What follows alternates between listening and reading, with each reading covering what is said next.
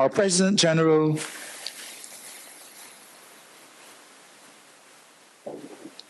Comrade Tony Moore, our General Secretary,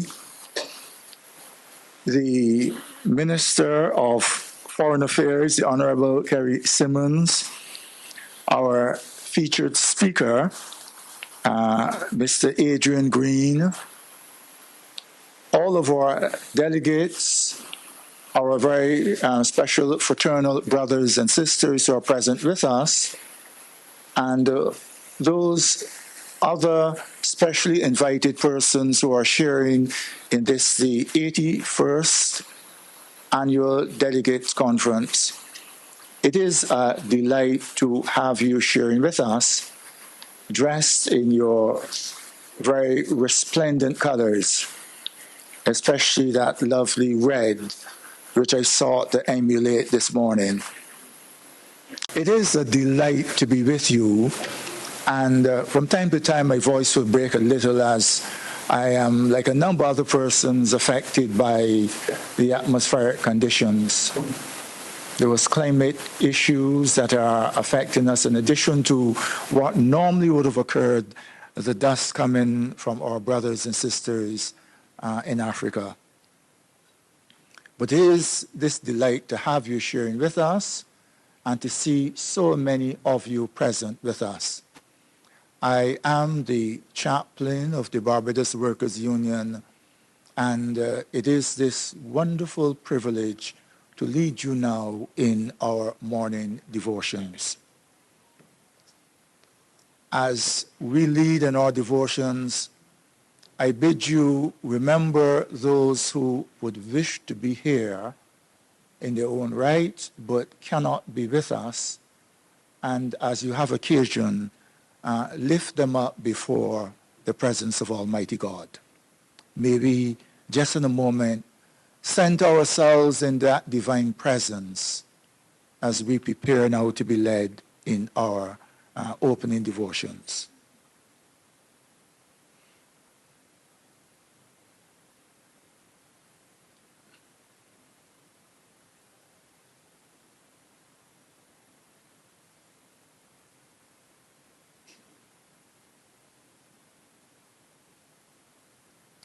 In the name of God, Father, Son, and Holy Spirit. Brothers, sisters, comrades, this is the day the Lord has made. Let us rejoice and be glad in it.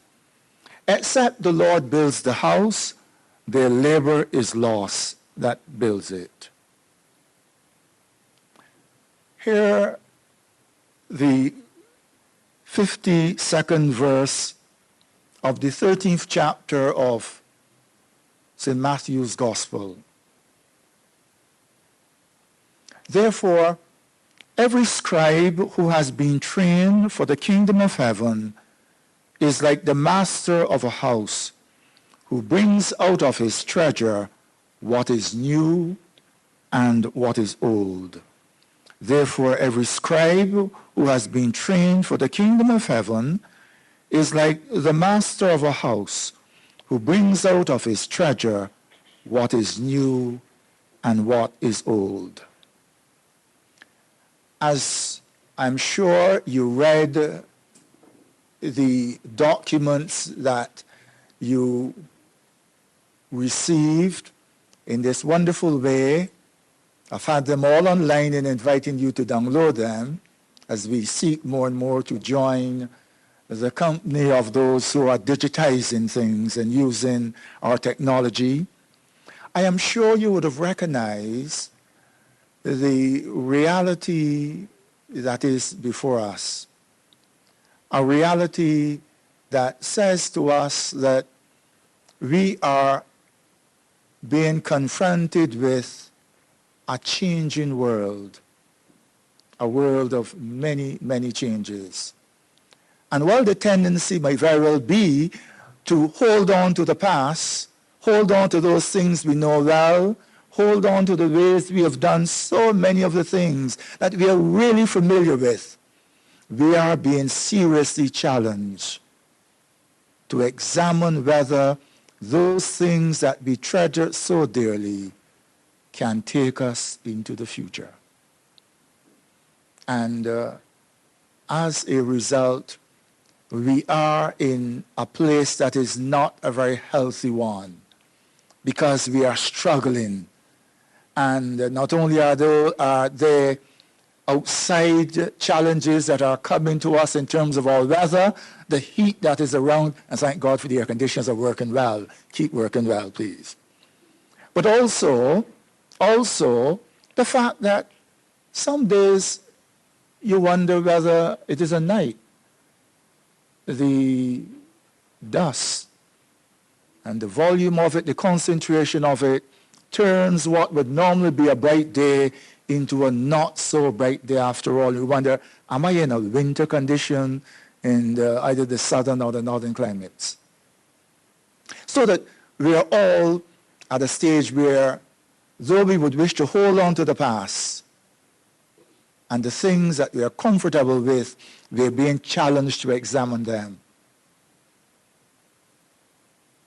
As we are challenged to examine them, we hear this 2-year, we had it last year, we've got it again this year, 2-year challenge to say, it's about you.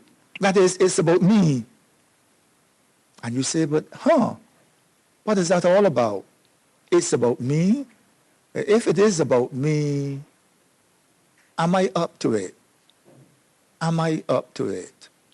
Am I able to do what is required of me as a delegate?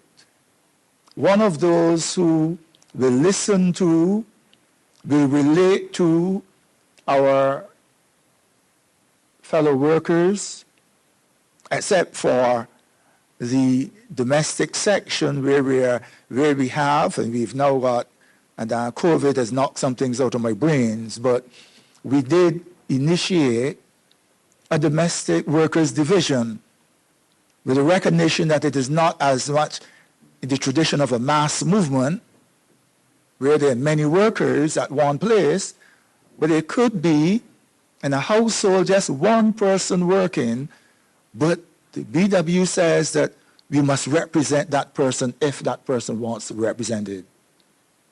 And we've taken them down now, but we had a number of those flags up for us to indicate that we are in fact challenging the received text, as it were, the textus receptus, that which we receive. And each one of us will be challenged during this conference to examine that which we receive in the wonderful tradition and to ask whether it is appropriate for the present. So that each one of you must consider that it is about me. Under that theme, it's about you. Are we up to it? What else do we need to help us to be engaged in the work to which you have been called? As the chaplain, I wish to remind not as much those who have been here for a long time, because you are well seized of this, but some of the new ones and those who are in the one who are not so new but yet not fully seized with the understanding that the work to which you are called isn't simply some social work, some work that has no connection to God. The text today comes from the Gospel according to Matthew. It was the second Gospel to be written, the first being Mark. And the Gospel according to Matthew is an interesting one because Matthew, well, you might almost say, was a culturalist. He was so seized with with the culture that he grew up in, that he would not even speak about the kingdom of God. Unlike Luke, who was a kind of outsider, and who would speak about the kingdom of God and felt comfortable, Matthew spoke about the kingdom of heaven. Now, I cannot use the word God at all. So he spoke about the Basileo Tun Ethnon, well, tune, in this case, uranon, the kingdom of heaven. Very much a culturist, but he heard Jesus in a way that I think can empower us. As he heard in that 13th chapter with all of those parables, end of it, do you understand this? Do you accept it? Jesus asked them. And they said, yes. He said, therefore, every scribe who has been trained for the kingdom of heaven, is like the master of a house, mistress, who brings out of his treasure what is new and what is old. That the individual who is going to be useful is one who can hold both that which is old, the wonderful traditions, but more particularly the fundamental principles on which those traditions were built, but also hold, on the other hand, the new, the emerging, the things that are being created. Because at the very beginning, what God did was to establish through the creative activities, brought into being things, and then said to human beings, Adam, name them, which in Hebrew means you are part of the creative process. So that we who follow the command of Jesus in this case are called to recognize that divine presence in our lives and in our activities. It is not a churchy thing. It is a God thing that must be exercised not merely in our houses of prayer, but must be exercised wherever we are. And so you, the delegates, are servants of God, doing justice, love and mercy, and seeking to ensure that the economic benefits derived in our nation are spread out so that all persons can benefit from this. This is what it's all about. And so be reminded for those who need to be reminded, but be taught for those who are perhaps only now thinking about it, that your work is critical for God. God's mission is that this richness of God's grace that has been given to the world is shared by all persons. All persons. You've opened wide your hand to satisfy the needs of every living creature.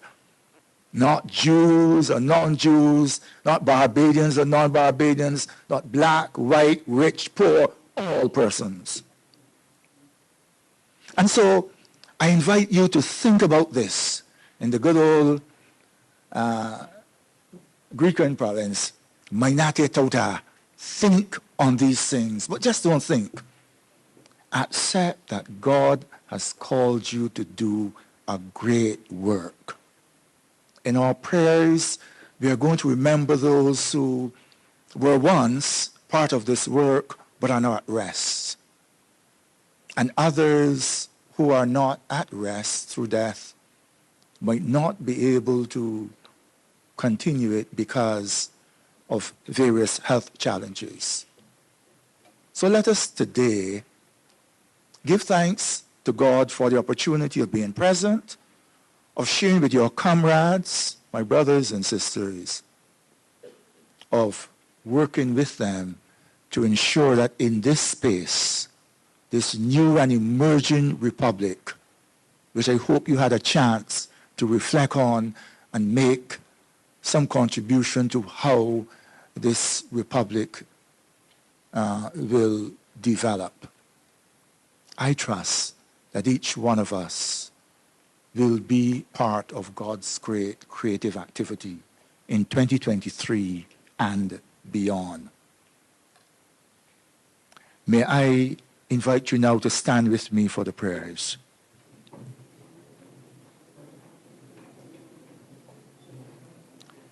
Let us pray. Almighty God, you have so linked our lives one with another that all we do affects, for good or ill, all other lives. So guide us in the work we do, that we may do it not for self alone, but for the common good. And as we seek a proper return for our own labor, make us mindful of the rightful aspirations of other workers, and arouse our concern for those who are out of work. We humbly ask these petitions through Jesus Christ, our Lord, who lives and reigns with you and the Holy Spirit, one God, now and forever. Almighty and everlasting God, we remember before you those who have faithfully served and suffered in the cause of labor and the upliftment of the masses in our country, Barbados. In recognition of the context of our aging population, we place before your throne of grace, Heavenly Father, and we plead your mercies for those faithful warriors now retired who are battling various health challenges at this time. Remember them for the good and faithful work done in our country to bring it to this point of our development. We pray too for those whose fellowship with us have been broken only by death. We recall with deep affection those who have died since our last Annual Delegates Conference of last year. In your tender mercy, receive them into your loving care and into your perfect and eternal kingdom, where they may have that perfect rest promised to all your faithful servants. And so I ask you, delegates and comrades, let us spend a moment in quietness as we bring to mind those faithful servants of God who shared with us and are now at rest since our last time together.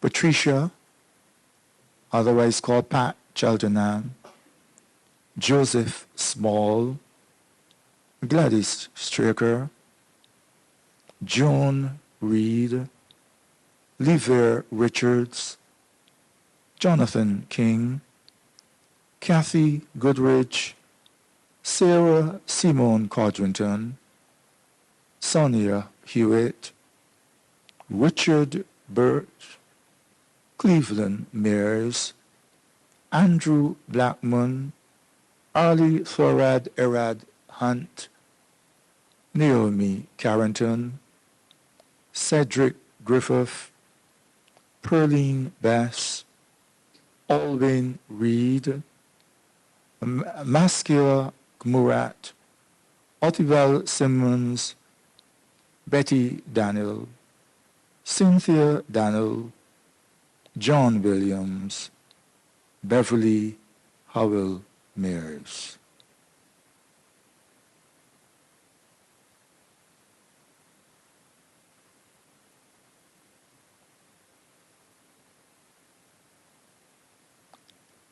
In your charity, comrades, share with me that ancient prayer. Rest eternal grant unto them, O Lord. May they rest in peace and rise in glory. Amen. And now, my dear comrades, would you share with me that prayer that Jesus himself taught us? Our Father, who art in heaven,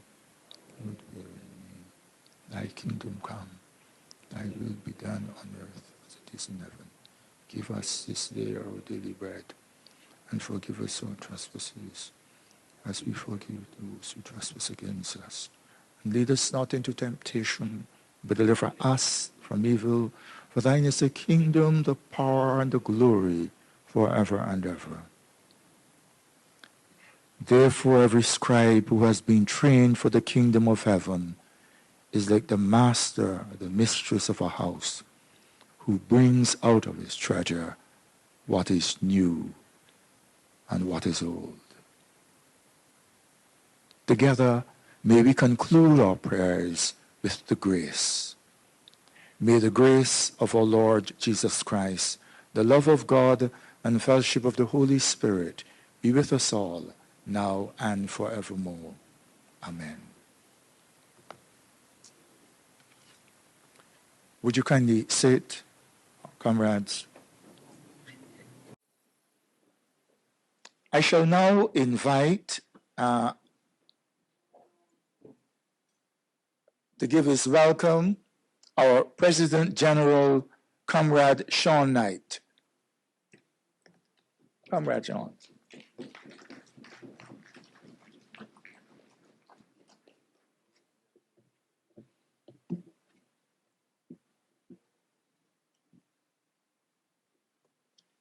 Good morning.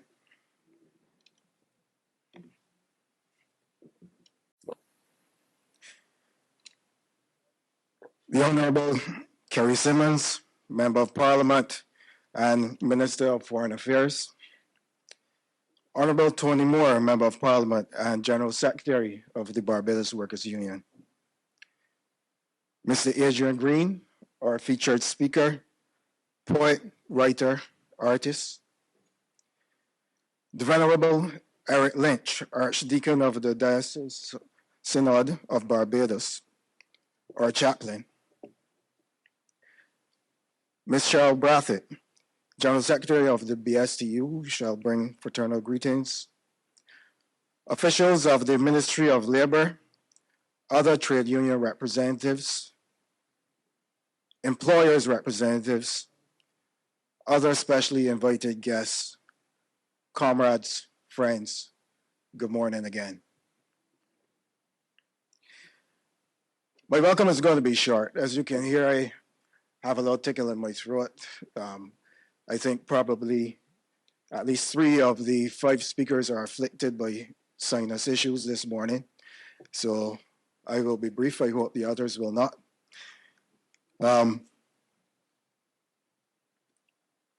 For those of you who don't know me, my name is Sean Knight. I'm the President General of the Barbados Workers Union.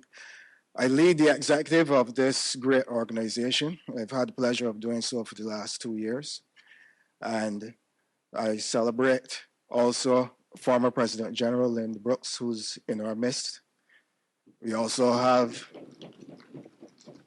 former President General Hugh Arthur, who's one of the trustees. And of course, all of the delegates who are attending here this morning. It's great to see you. It's about you. It's our theme for this year. It's also the theme for this conference. You would have seen it in a lot of our marketing material. If you're on our social media feeds, particularly Instagram, you would see posts very frequent talking about it's about you and the campaigns we're running and the things that we're doing in this organization. I want to make It's About You real for us in here today. So first of all, I want everyone here to turn to your left, say to the person to your left, it's about you.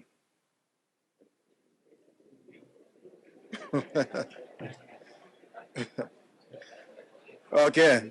I hope you know your left, because now I'm going to ask you to turn to your right and look at the person to your right and say it's about you.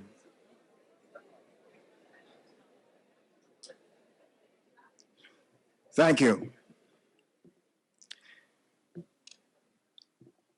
It's About You, as I said, is our campaign for this year, but it means so much more than just a campaign.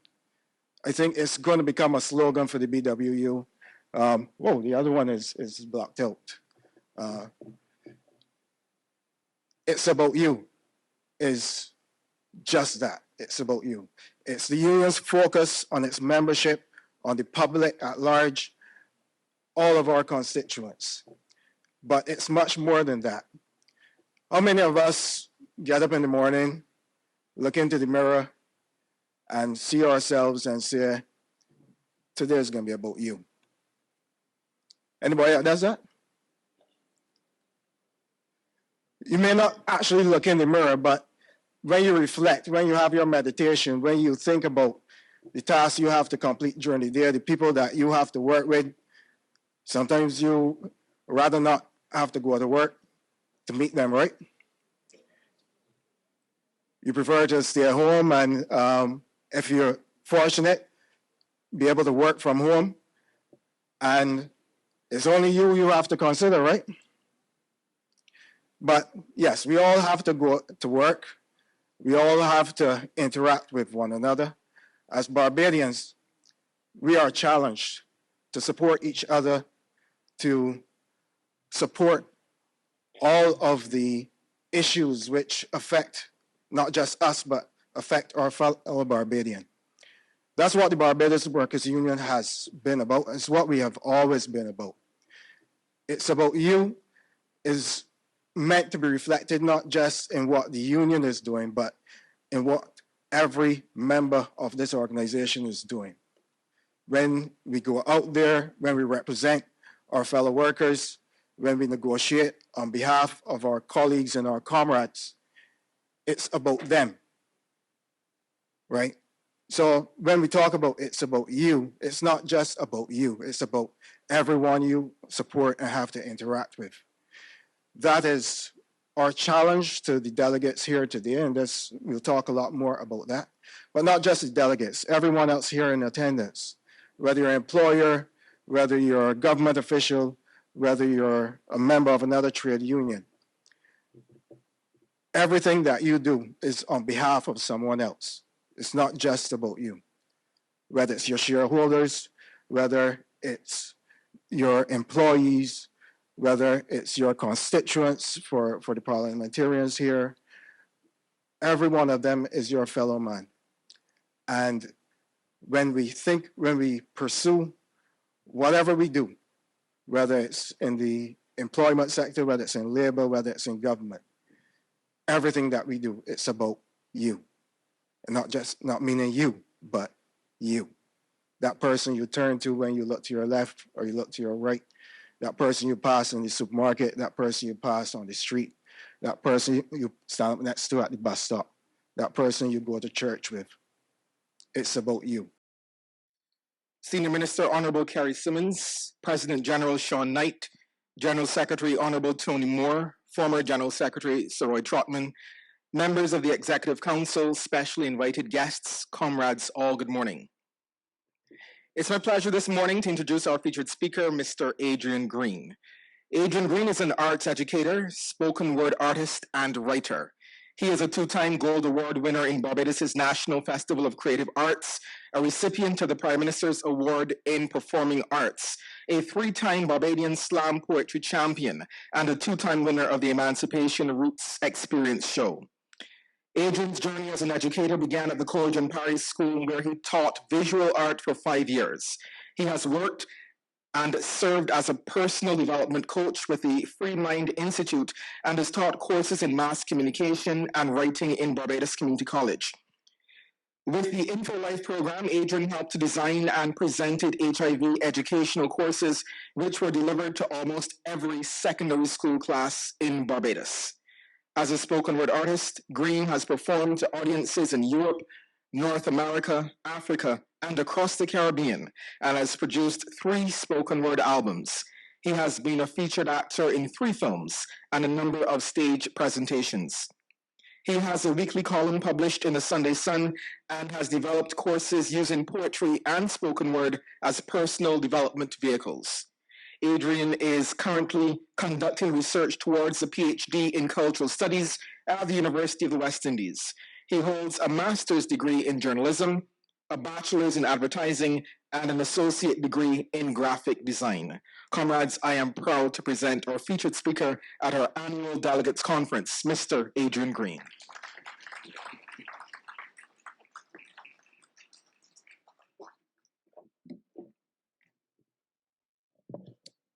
Good morning, comrades. If my voice is shaky, it is not sinus issues, it is nervousness. Because I know they have certain people that get nervous when I speak, and I just get nervous when them get nervous because you don't know what will happen after. They tell me I don't make a lot of friends when I talk, but I believe that Barbados has come to a point where we are, or at least should be, mature enough to face uncomfortable truths and to deal with them as family. Don't care what your orientation, what your position, what table you sit at.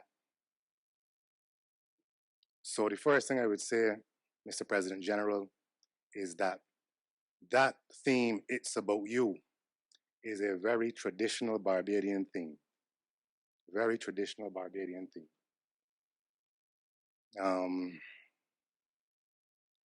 As a poet, spoken word artist, I deal in words. I understand their power and their weakness.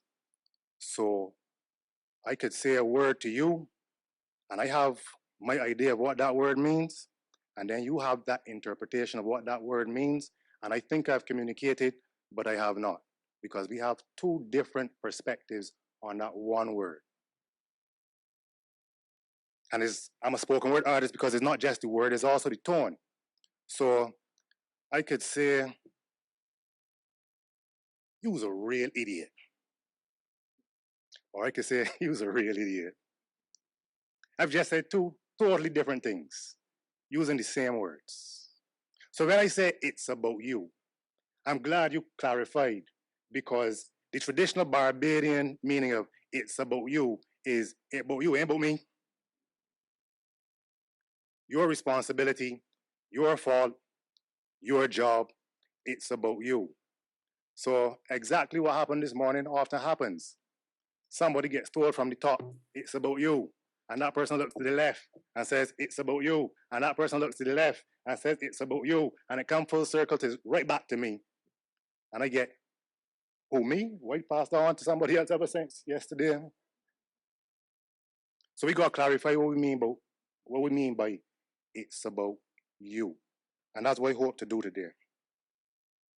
In the Declaration of Mission Barbados, they identify 6 challenges that Barbados faces: an unhealthy planet in crisis, a constantly changing value system which threatens social cohesion, food and water insecurity, deteriorating physical and mental health, the development deficit that has spawned financial marginalization and vulnerability, and inequitable digital access and slow technological conversion.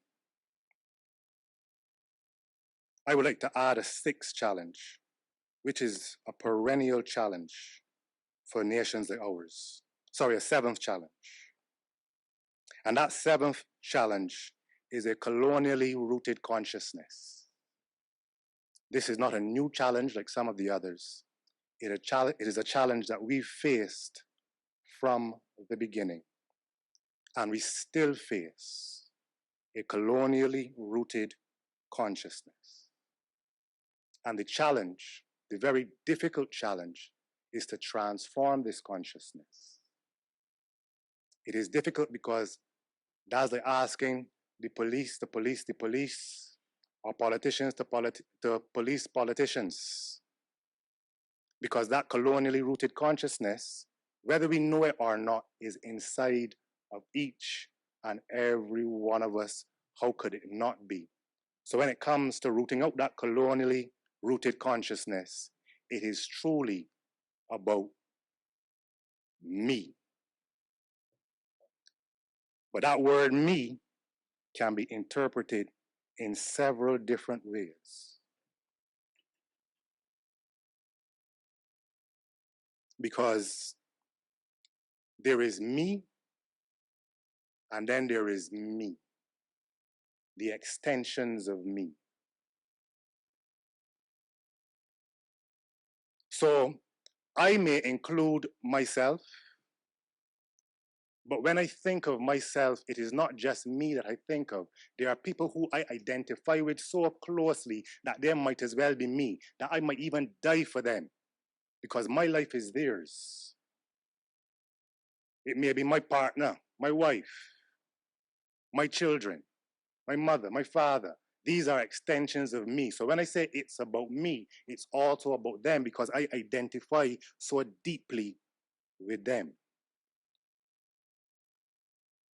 The problem that we face in this colonially rooted consciousness is that from the beginning, we faced a process of cultural genocide, a process which attacked our consciousness deliberately and cut us from heritage, culture, connection. Put you in one of the most deplorable situations known in human history, where it felt like it was all about you, me alone, where your identity, you are not supposed to form identity relationships with the people around you because they could be taken away from you at any time. That was a risk, considering my brother, my sister, my mother, even my very children, me. Because at any moment my child could be picked up from under me.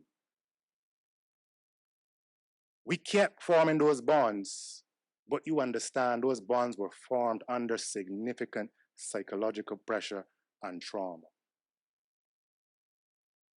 And this is the consciousness that we carry forward as we try to forge a nation where I truly get on the bus, and the people in the bus with me, I identify with them as Bajans, and they are like extensions of me. There are places in the world where that happens. There are places in the world where, I'm not saying they're perfect, but where the sense of national social identity is so strong that certain things come easier, because when a person says it's about me, that me is a really, really large me. I am not just the individualist me. I have a social identity. I have a national identity. I have a cultural identity that is just as important to me as my personal identity. You can't build a nation without that level of consciousness, cohesion and consciousness. That's a real uphill battle. So the challenge is to transform consciousness. And it's difficult because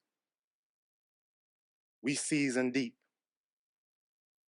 You think it's sweet? Don't fool yourself, people. We season deep. Every time they used to pepper we with the whip, they would slip salt into the wound so that we would keep in a constant state of paranoia like cattle or sheep. You feel it sweet? Don't fool yourself, people. We season deep. You can still taste it in your tears, the bitterness of fears we've been steeped and marinated in for years. You can still catch it in that peculiar behavior of the older generation, curried with British flares, or the mannerisms of the younger generation, spiced with North American airs.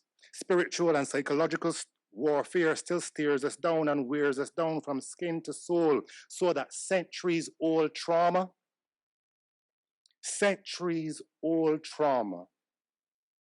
becomes modern day drama. I can say it again. Centuries old trauma becomes modern day drama. You think it's sweet? Don't fool yourself, people. We season deep. And you all know this already because you've heard it said before. One of my favorite poets said, 400 years of slavery is not wiped away so easily. This is an intergenerational process. And as they say, you can't solve a problem with the same mind that created it. And this is part of the problem. Part of the problem is without addressing that colonially rooted mindset, we tend to be trying to solve problems with the same mindset that caused the problem in the first place, so we be spinning top in mud.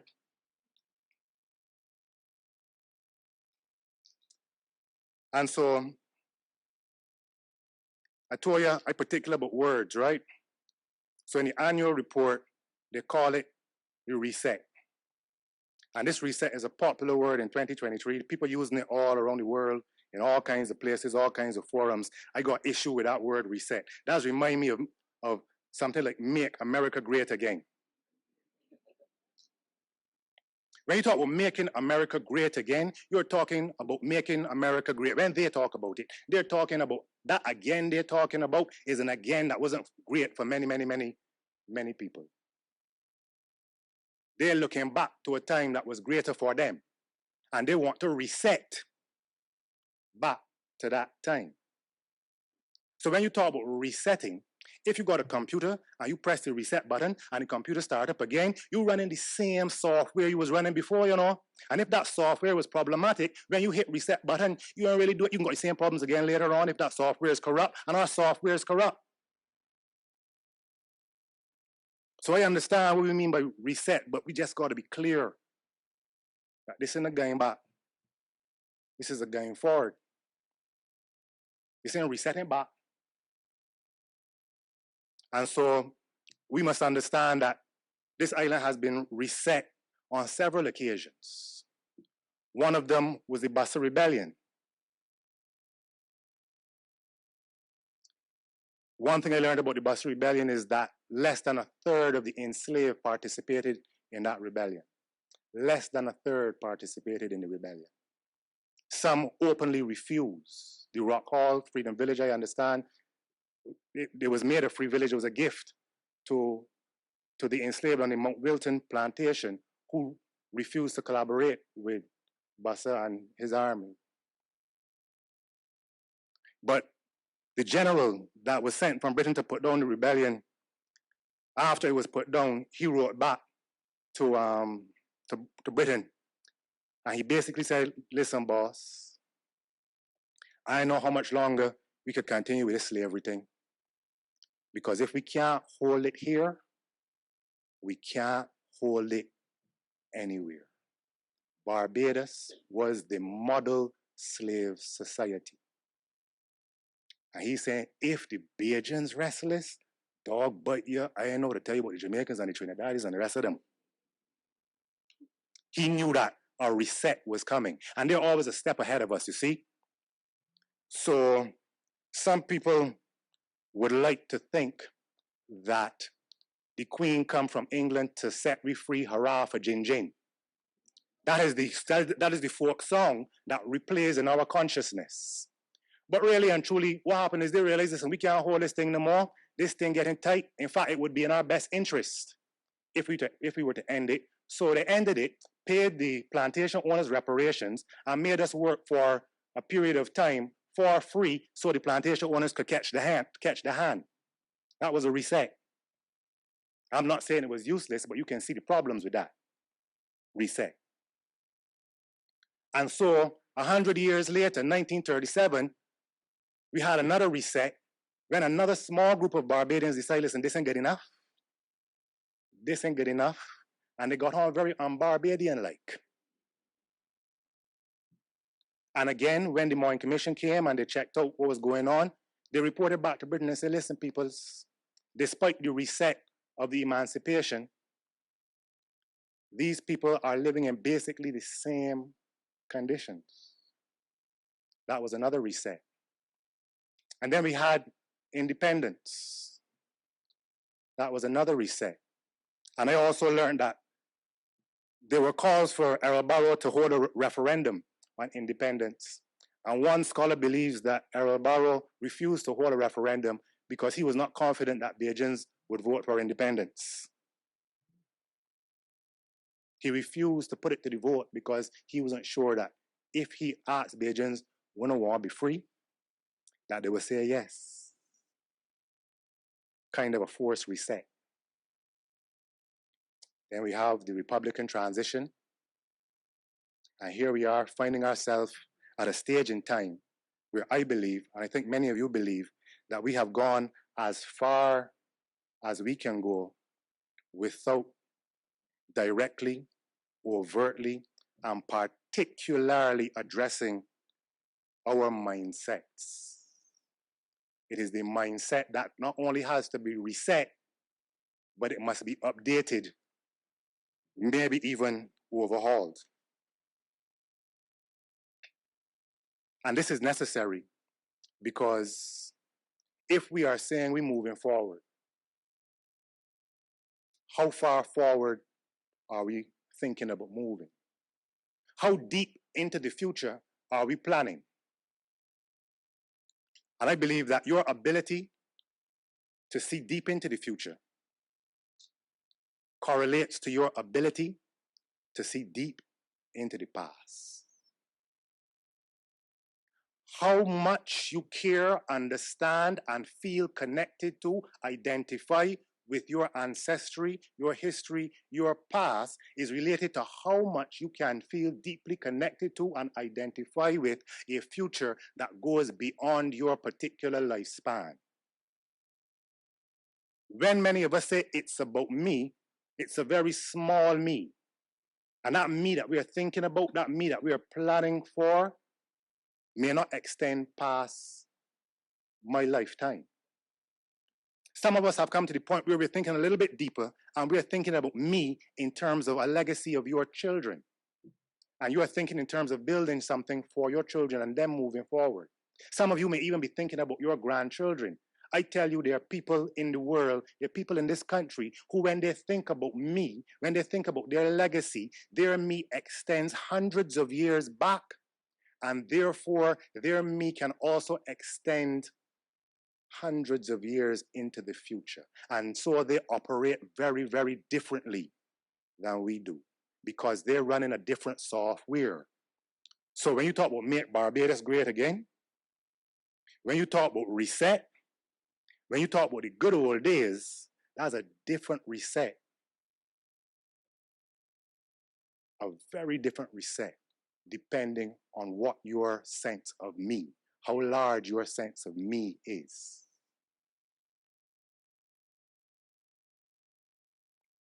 What we are really talking about is a reset, an update, an overhaul of mind, body, soul. If you prefer, head, hands, heart. If you prefer, knowledge, skills, feelings. This is a reset at a deep, deep, deep spiritual and psychological level that is required. And I don't think it is one that we fully yet appreciate or understand. So whenever I come to do these kind of things, there's got somebody who say, well, Adrian Green, he's an artist. Well, you got artists to speak. Well, he could tell me he's a performer, he's an entertainer. What we don't understand is that your consciousness was shaped by the culture that you grew up in. And the culture that you grew up in was shaped largely by the arts that permeated that culture. And therefore, the consciousness that your children have is being shaped by the artists that permeate this culture. And so it is important that those artists see their job, see the work they do, take it seriously, and see it as not just entertainment, as the shaping of consciousness. And as we all know, change don't always be comfortable, change don't always be easy, change don't always be pleasant. And so, like I said, sometimes when I do my work, I don't know what the response can be like. One time I bought a school friend in Bridgetown, and he said, Green, I'm glad I see you. I won't get one. You see these before they shoot you.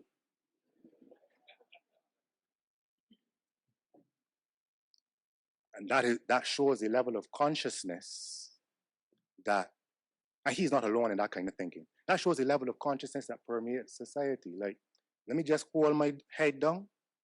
Let me just hold my little corner. Do what I gotta do for me and whoever the one people is that I consider me as well. And whatever happen, happen. I don't think we can get no farther like that. And one time, I would confess, I used to say it's about a particular group of people. I feel as though I have conquered most of my discriminatory tendencies, The last one remaining, sorry, Mr. Simmons, Minister Simmons, the last one remaining is politicians. That's the last challenging discriminating tendency within me. I'm getting good to get over it, right? Because one time, this is how I felt.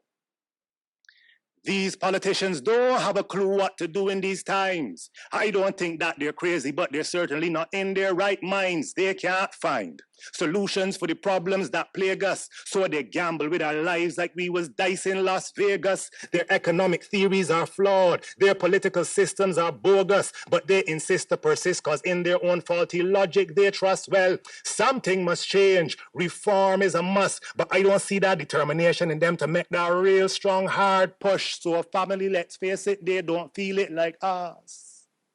When them riding first class, we still waiting on the bus.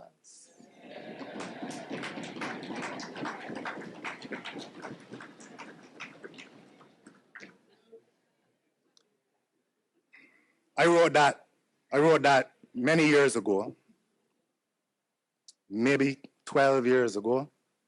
I think it's still relevant today. But I have matured a bit. And I realize that politicians don't drop out the sky. Politicians are not imported from nowhere. Politicians come from among us. Our politicians are us. And if I don't change, if we don't change, if you don't change, well, we politics can't change neither. But if I got this attitude that me is just me and my little circle, and that ain't got nothing to do with me, I can just stop home and wait and see how the chips fall. I believe, have lost the moral right to criticize. And so it's not about them. It is truly about me. It is truly about you. That's not to let them off the hook. Don't get me wrong. There's such a thing as responsibility. There is a hierarchy.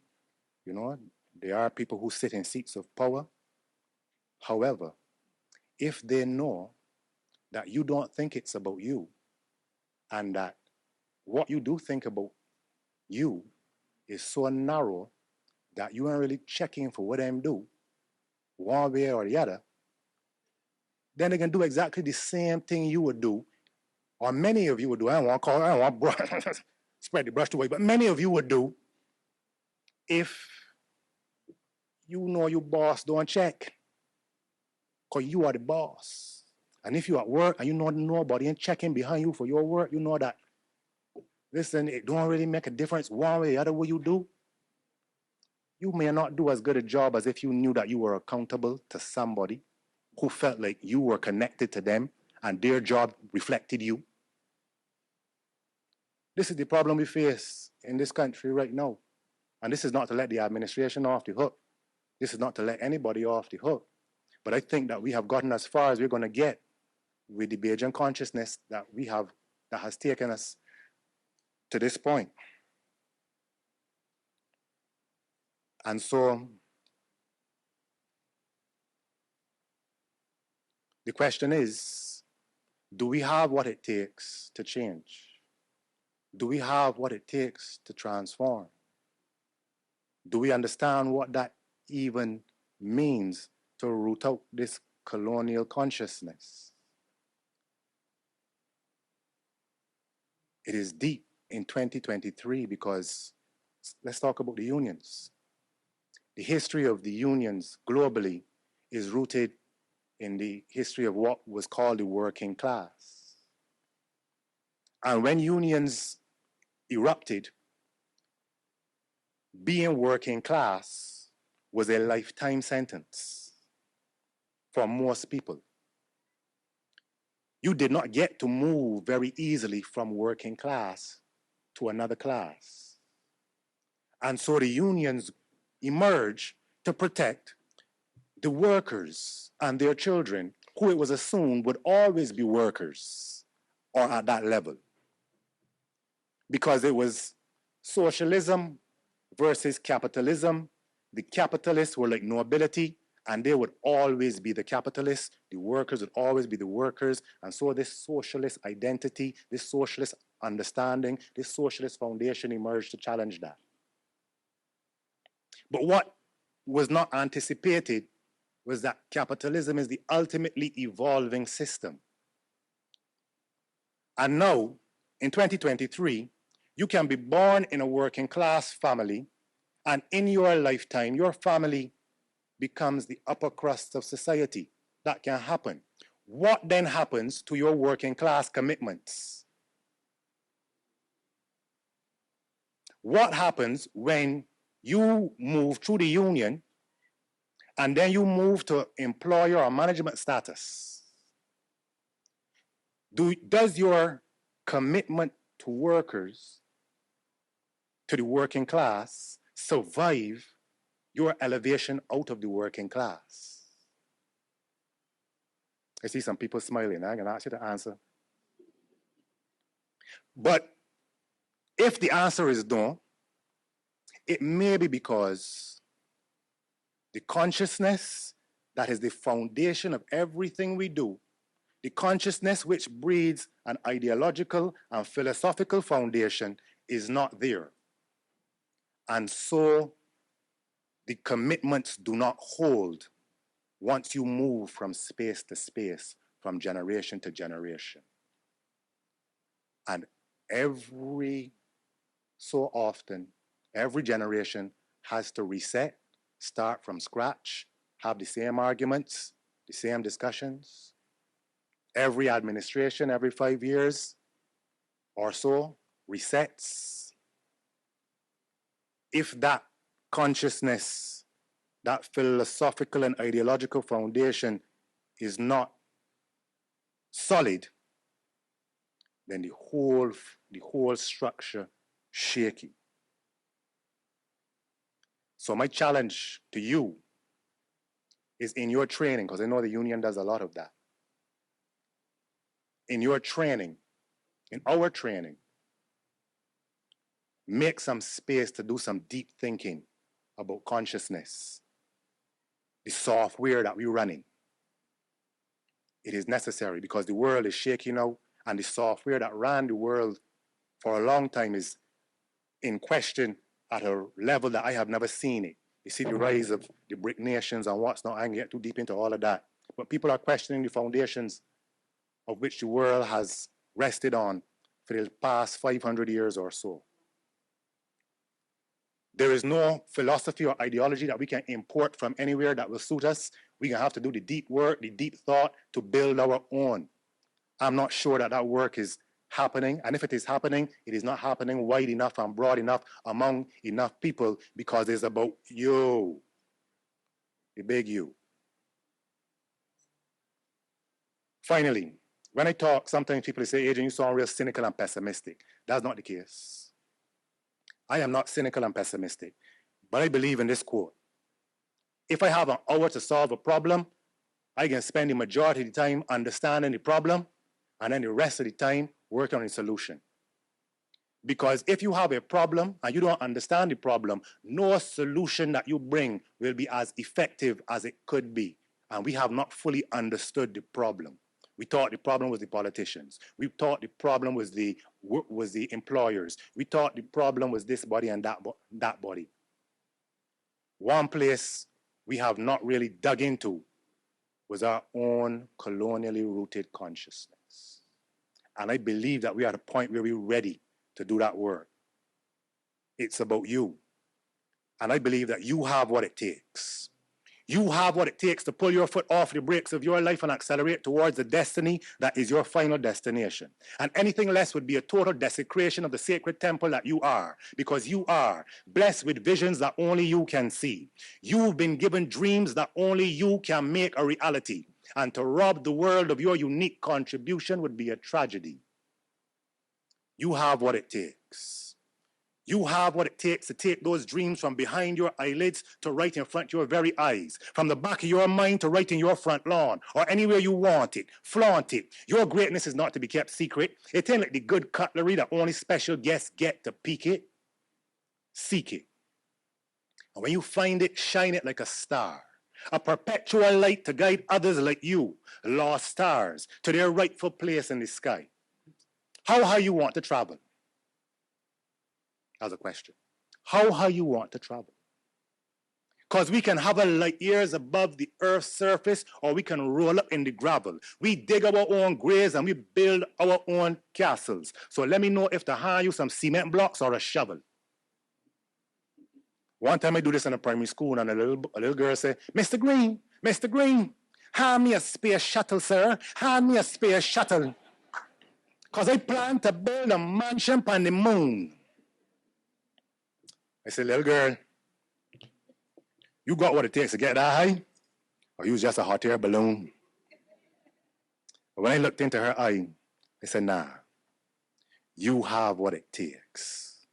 You have what it takes to shake off the shackles of fear off of your shoulders, ankles, and wrists, and dive into the abyss of perils and risk, making mistakes and missteps, but still pumping your fist in victory. Confidence is not arrogance, and though life is full of mystery, we should never be mystified.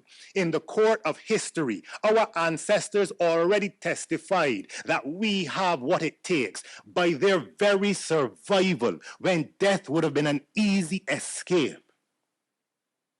By their very survival, when death would have been an easy escape, our ancestors expressed their faith that we, their descendants, would one day wake and take our rightful place in this race, firm and forceful, but full of grace.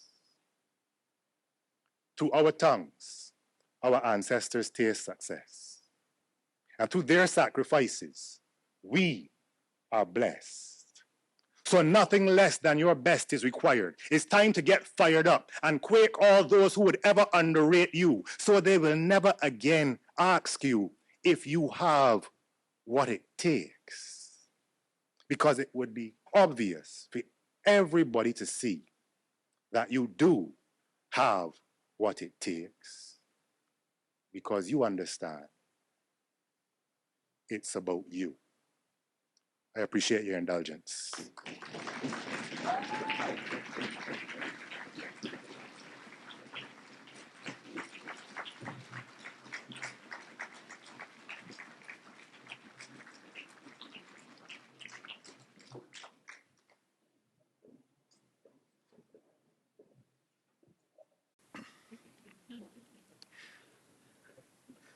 At least you didn't have anything against trade unionists.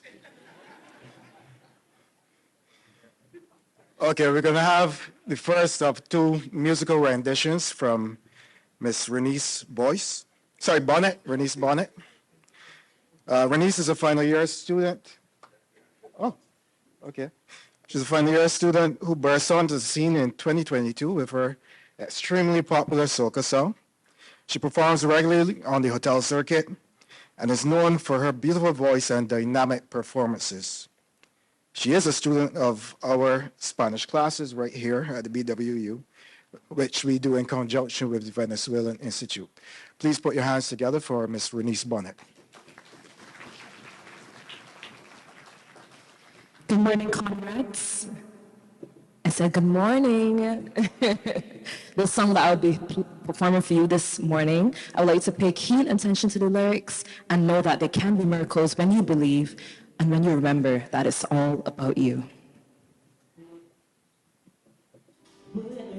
So often losing faith, hope seems like a summer's word so swiftly thrown away.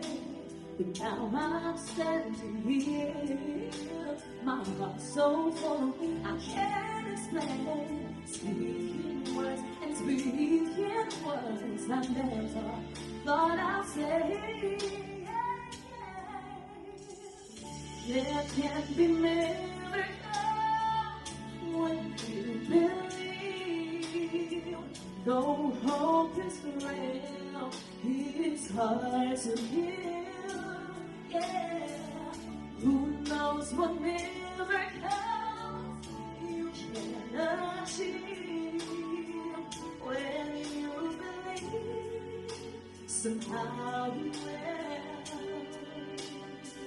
You will when you believe. This is the part of the audience knows we really nice.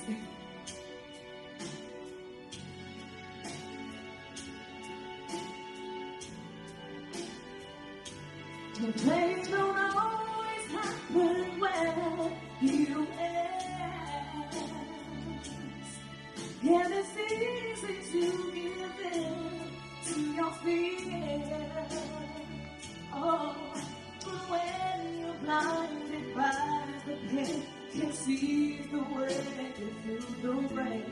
The small still brings in your body, says hope is every near. There's yet to never come when you believe. Though hope is frail, it's hard to heal. Yeah. Who knows what miracles you can achieve when you believe. Somehow you will. Somehow you will. You will when you believe. You will when you believe. Just believe in your heart. You will when you believe. Thank you.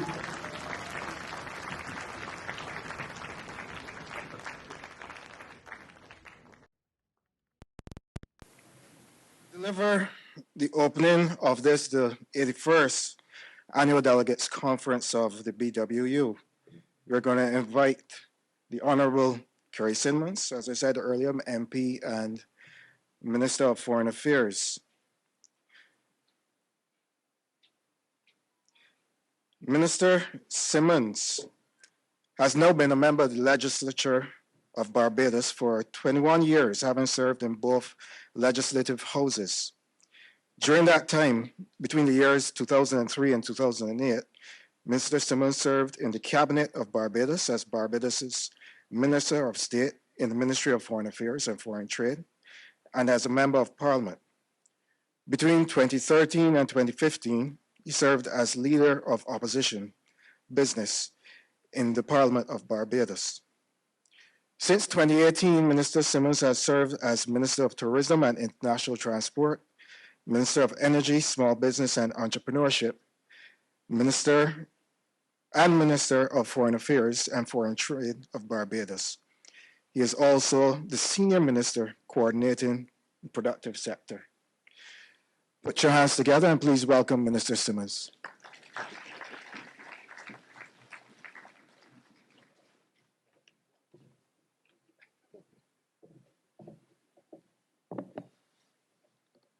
Good morning, all. Let me begin, please, by just making sure that a few omissions on the protocol are corrected, and I want to recognize the Chargé d'Affaires of the Republic of Venezuela.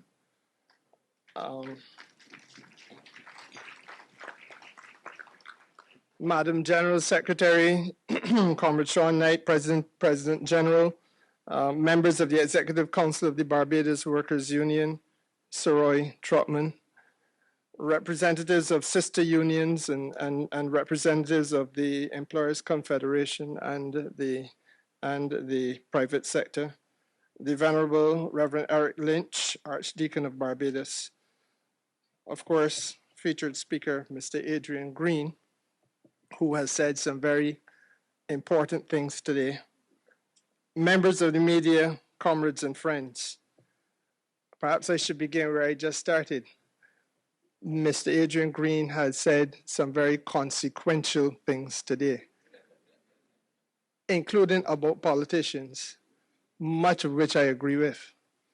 I want to say it is a distinct pleasure of mine to be able to join you on the celebration of your 82nd annual general meeting.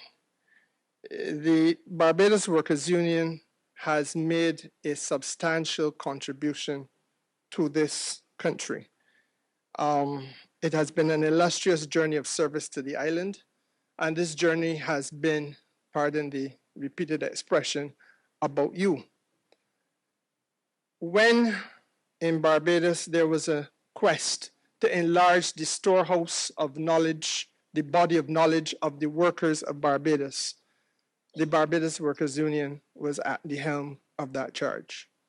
When there was in Barbados a need to enhance the body of rights enjoyed by workers in Barbados, the Barbados Workers Union was at the helm of that charge. I am made to understand that you are today somewhere in the vicinity of between 25 to 30,000 strong in your membership. That is no insignificant accomplishment. When your union speaks, it speaks, comrades and friends, with a voice that resonates and reverberates across all sectors of this country. It is heard in agriculture, it is heard in tourism, restaurants and hospitality, air and sea transportation, in government, statutory entities and agencies, financial and commercial institutions, enterprises of industry, for example, construction and manufacturing. Your reach is unrivaled and unequaled in this country. And simply put, your years of service to Barbados, your size, as I say, your reach, and your relevance across all economic sectors means that the Barbados Workers Union is an indispensable presence whenever a serious conversation is to take place in this country about how we build a Barbados in which each of us matters and none of us are going to be left behind. Now, Madam General Secretary, I do not start that way by offering any form of empty oratorical gloss. And you know me well, Sir Roy knows me well. I am not inclined by nature towards the practice of insincerity and flattery. I confess that because I still feel I'm a little young, in my meager experience of life, I have learned that there is a continuing fact that when people cross a threshold with an intention towards flattery, they usually do so with an intention towards falsehood. And such people will usually seek to dine with you at a table of deception and dishonesty. And they will do so in the certain expectation that you will feel comfortable sleeping on a bed of crookedness and corruption. Your General Secretary has invited me to cross your threshold.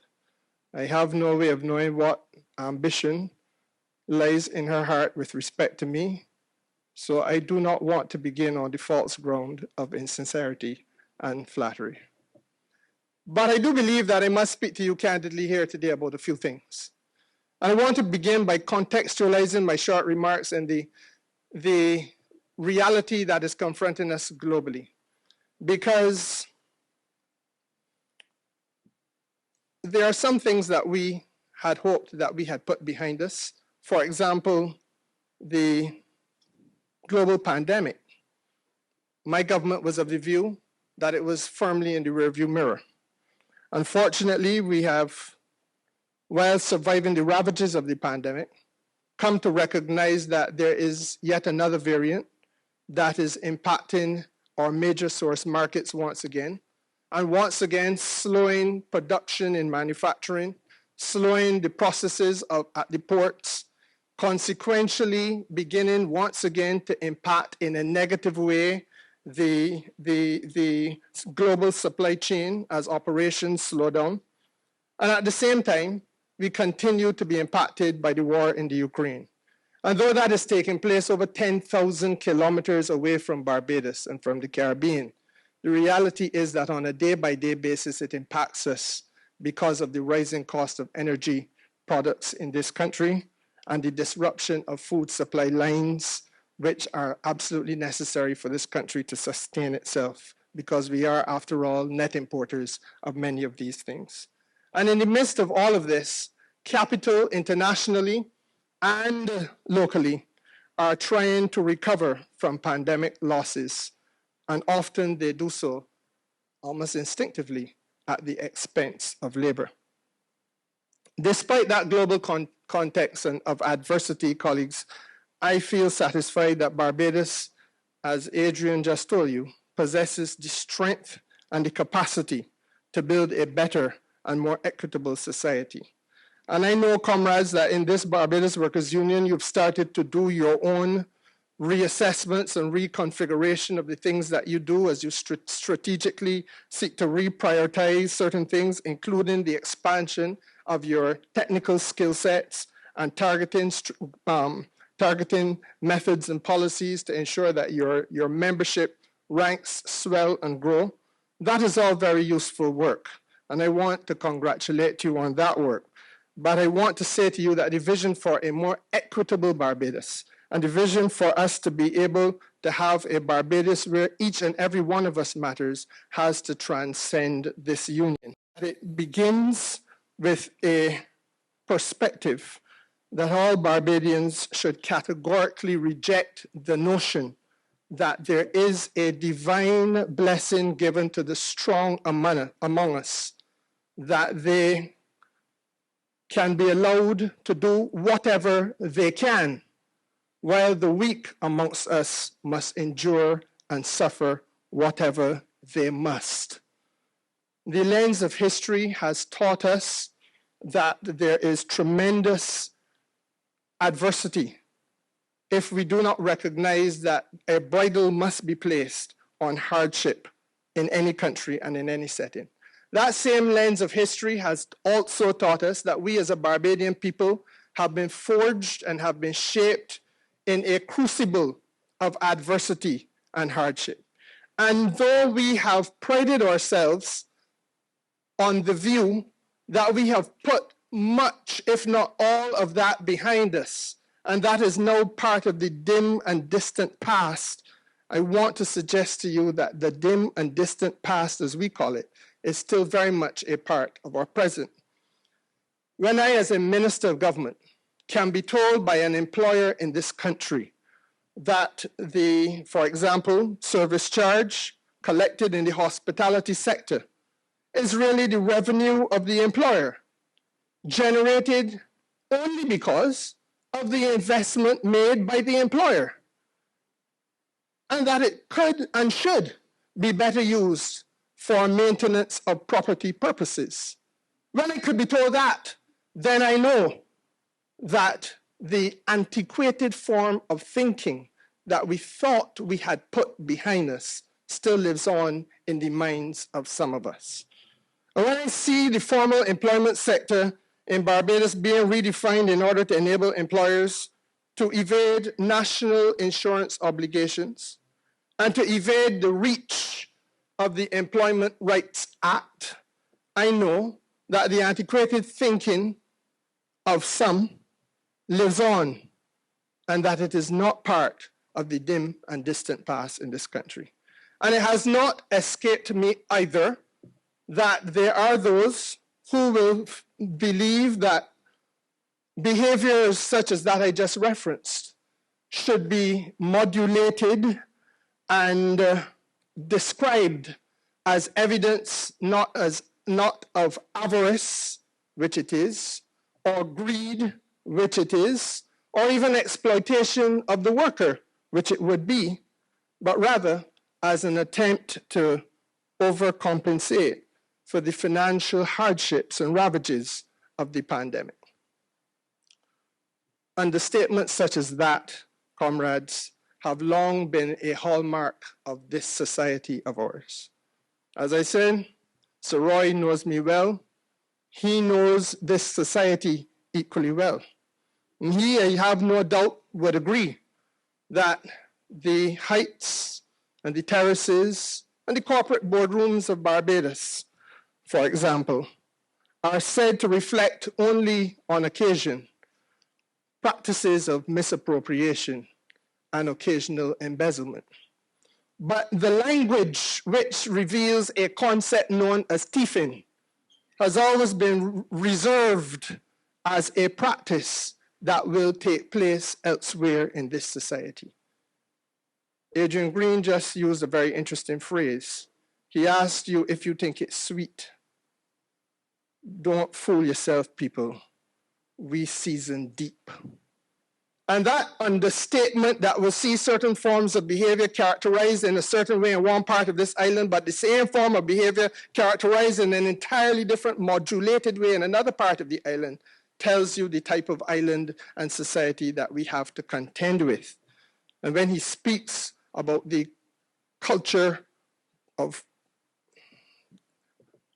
emancipating ourselves, that is not his language, that is Bob Marley's, from the mental slavery, the mental colonial thought.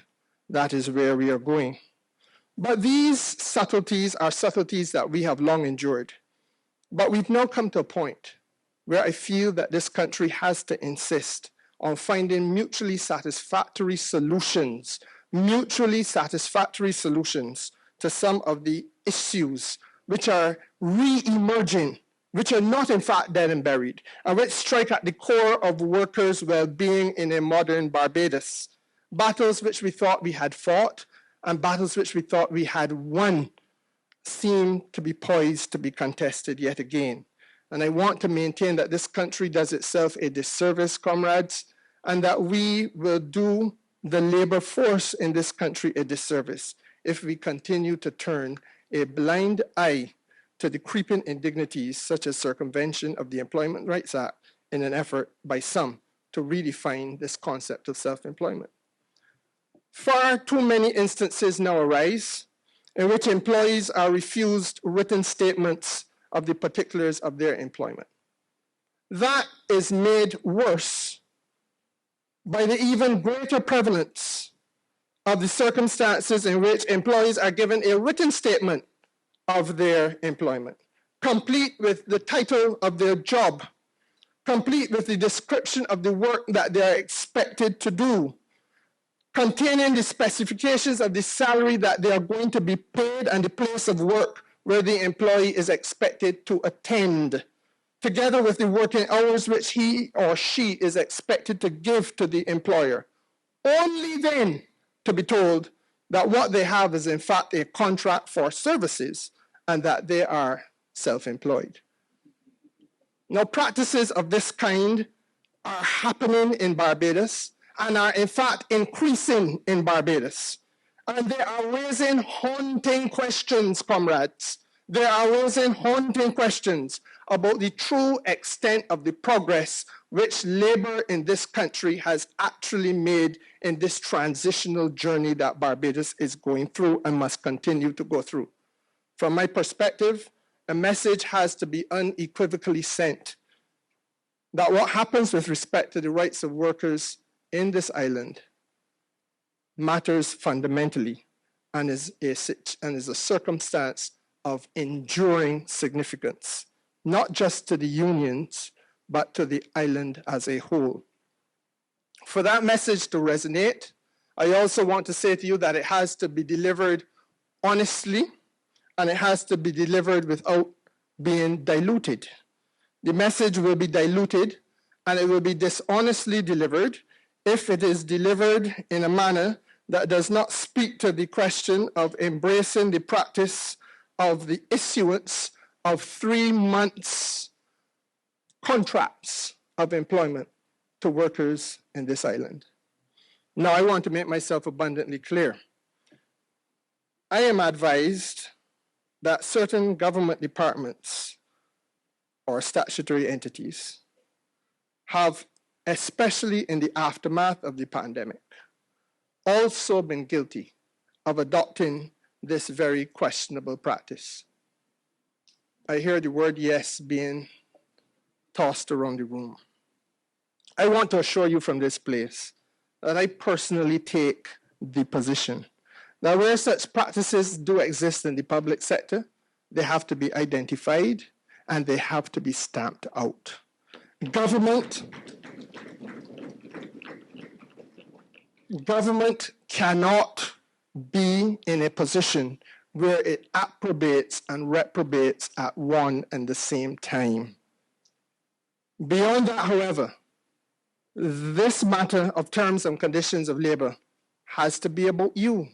It has to be about you. This is a matter which concerns the well-being of all workers in Barbados, because we're talking about an environment which, if left unattended, will be like a brush in a fire. It will race through that brush. I want to urge you that we must never lose sight either of the human face involved in all of this.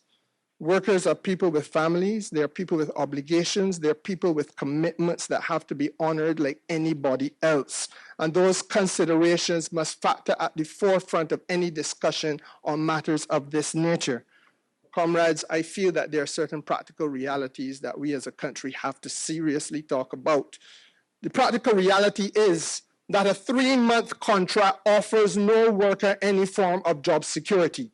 Full stop. Nor does it offer that individual any negotiating power with financial institutions so that that individual can get that which all of us want to be able to achieve: secondary securities, the ownership of a house, the ownership of a motor car. That 3-month contract will not be entertained by the financial institutions in Barbados. And such a worker, therefore, will hold very few prospects, if any at all, of being able to secure upward social mobility in this country. And worse yet, because of all this, and because of the fact that the job market is still very challenging, ill-intentioned employers, ill-intentioned, not all, are now holding that idea of a 3-month contract like a sword of Damocles over the heads of the worker in Barbados. Simply put, and I want to be very clear about it, simply put, if I have a 3-month contract and I complain that I should get a better type of deal, then the idea of that contract being rolled over for another 3 months is held over my head like a threat. And I put it even more simply, so that all we can understand. The effective impact of it is that the worker is being told, keep quiet, shut your mouth, accept the 3 months, get or else get nothing, and seek life elsewhere. That is effectively what the worker is being told. Now, comrades, we owe it to ourselves as a nation, to set a moral minimum in some of these things and to stand up and speak out in order to hold these things to be utterly and completely unacceptable in Barbados. And that is where we must aim at going. I am equally concerned, comrades, that this country's financial sector is not all that it appears to be, and that it is taken a lot for granted with respect to methods of compensation, and taken a lot for granted with respect to the prioritization of the interests of the Barbadian people.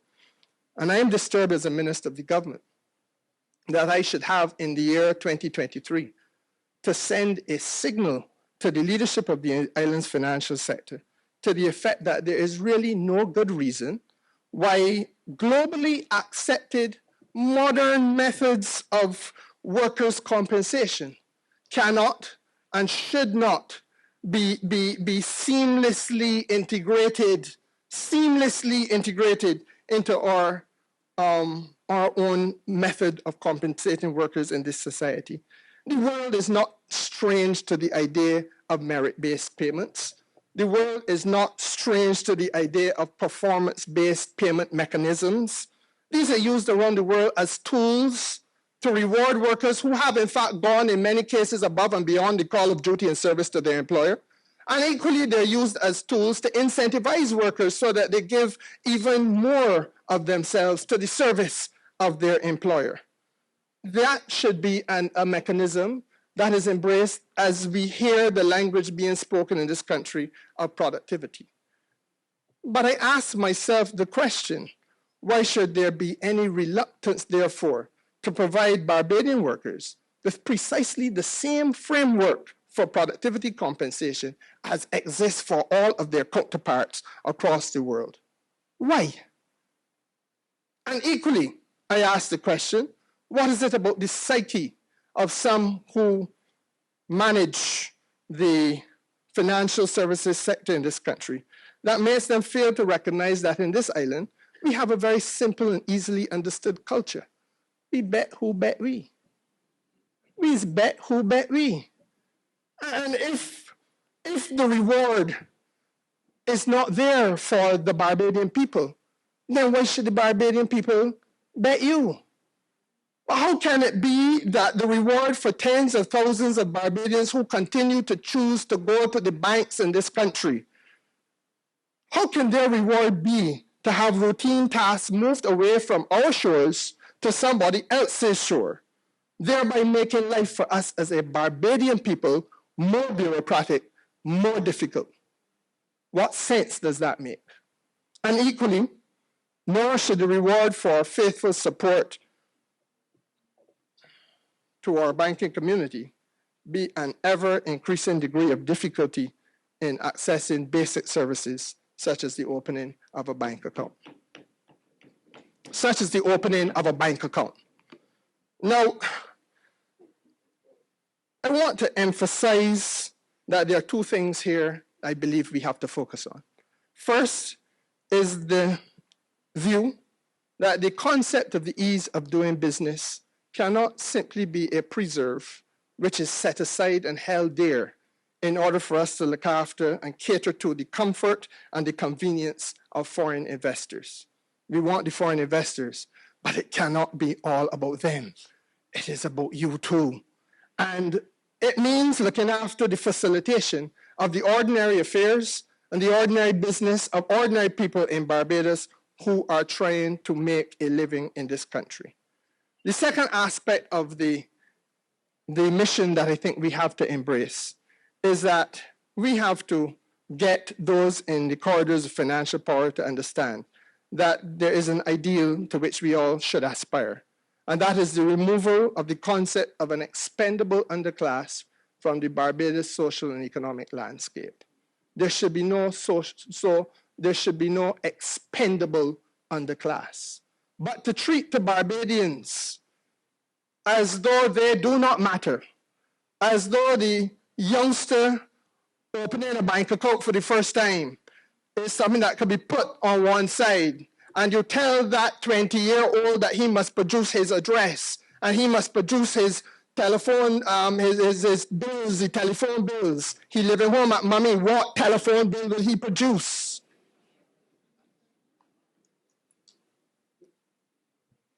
I have a limited time at this podium, comrades, but before I do so, I want to speak briefly to a matter, and crave your indulgence, General Secretary, about a matter about which I think we have been dangerously silent for too long. Given the nature of my job, I am forced to move widely around the world. And as I move around the world, I am witnessing a transformation of the global social and economic landscape. I am witnessing a transformation. I am seeing taxis that have no driver. I have seen and have been in one in California. I see drive-through windows which are serviced only by a robotic arm and an automatic teller machine. I see robots cleaning hotel rooms. And I am told that one robot can now replace an entire shift in a housekeeping department. I am told that in some places visitors have returned to hotels, but staff have not returned. And when I ask why is it that staff have not returned to hotels, the answer is that there are robotic servers, intelligent computer systems, artificial concierges offering check-in and check-out services. And all of these are now becoming a lived reality in different parts of this world. And it is all taking place in a context in which, as we all have read, the largest artificial intelligence platform has amassed over 100 million users in only a space of 2 months. The world is moving with lightning speed in a direction that we are not talking about sufficiently in Barbados. Now, we are still at the early stages of commercial robotics. We're still at the early stages of automation and the rise of artificial intelligence. And we are at this stage, therefore, only able to capture its onset as we are seeing it being deployed. We cannot realistically capture the full impact of deployment.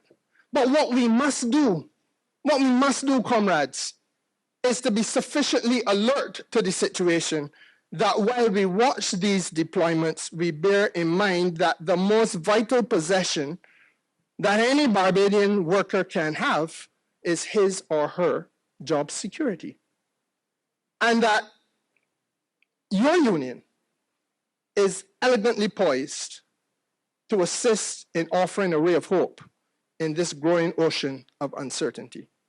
There can be no doubt that artificial intelligence will likely bring with it a number of positive effects, including speed, including efficiency.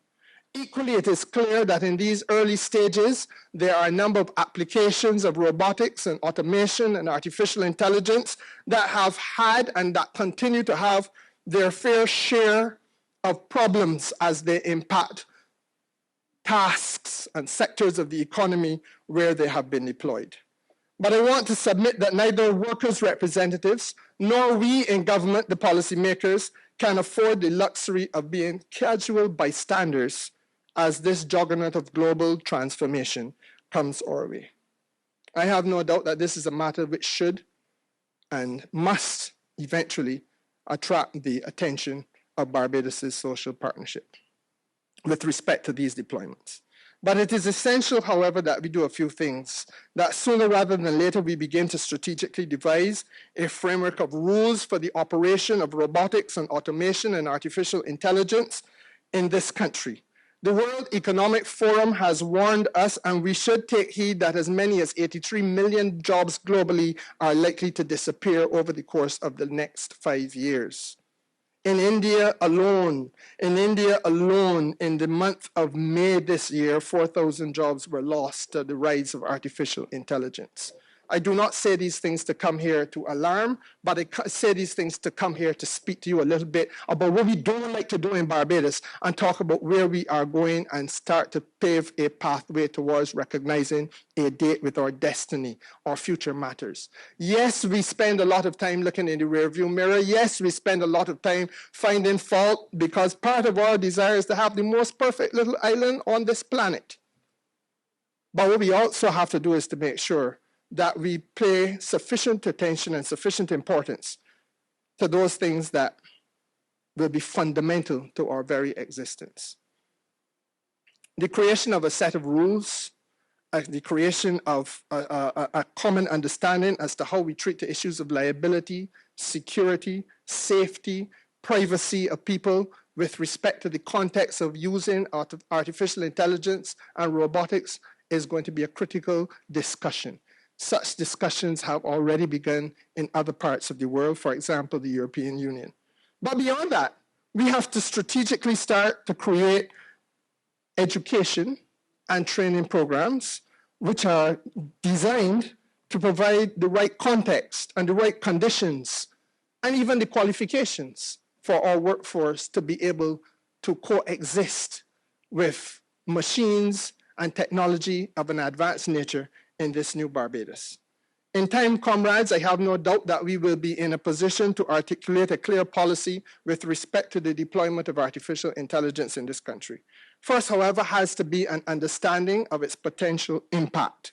Then has to be an understanding of how we can build consensus around the challenges and the opportunities that will arise.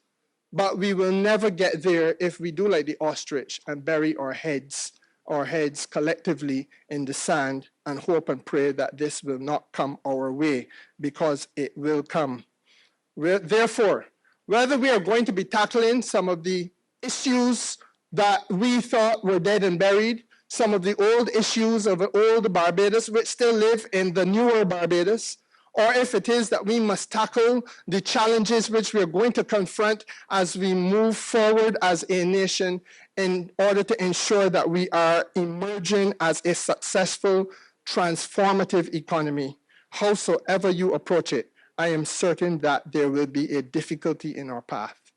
Howsoever difficult that path may be, and howsoever dark the hour may from time to time appear, I urge you all to be strong, because I am satisfied that we have it within us to emerge into a shining light of successfully transitioning this country, its economy, and its society. And I want to assure you that the government of Barbados will stand side to side, shoulder to shoulder with you as we take this journey together. Madam General Secretary, delegates, it is now my pleasure to declare this 82nd Annual General Meeting officially open.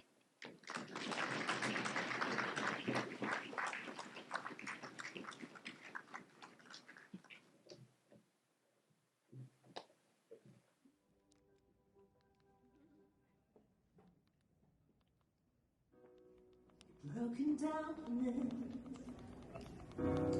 you're broken down and tired of living life on the merry-go-round, but you can find the fighters. But I see it in you, so we're gonna walk it out and move mountains.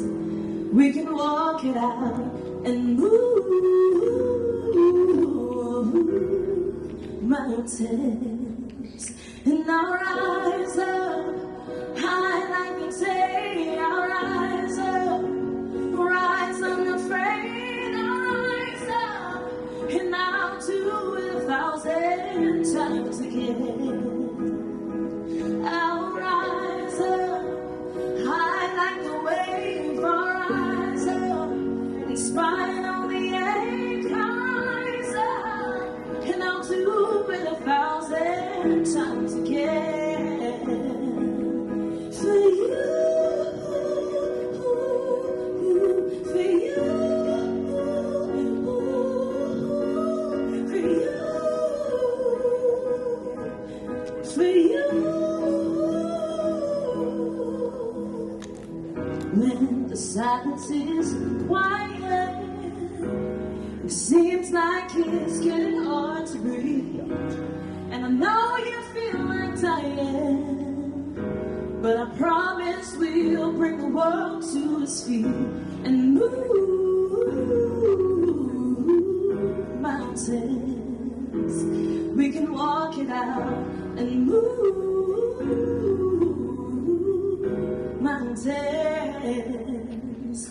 And I'll rise up, rise like a wave. I'll rise up in spite of the ache. I'll rise up, and I'll do it 1,000 times again. I'll rise up, rise like the day. I'll rise up in spite of the ache. I'll rise up, and I'll do it 1,000 times again. For you, for you, for you, for you. All we need, all we need, all we need is hope. If that we had each other. If that we had each other, yeah. I'll rise up, in spite of the ache.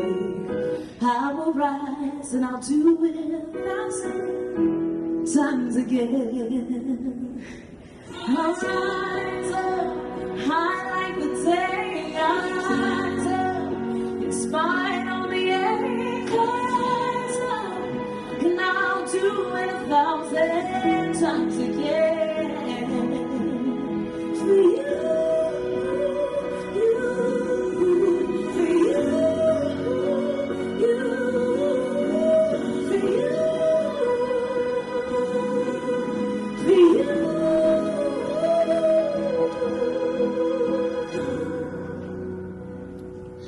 For you, for you, for you.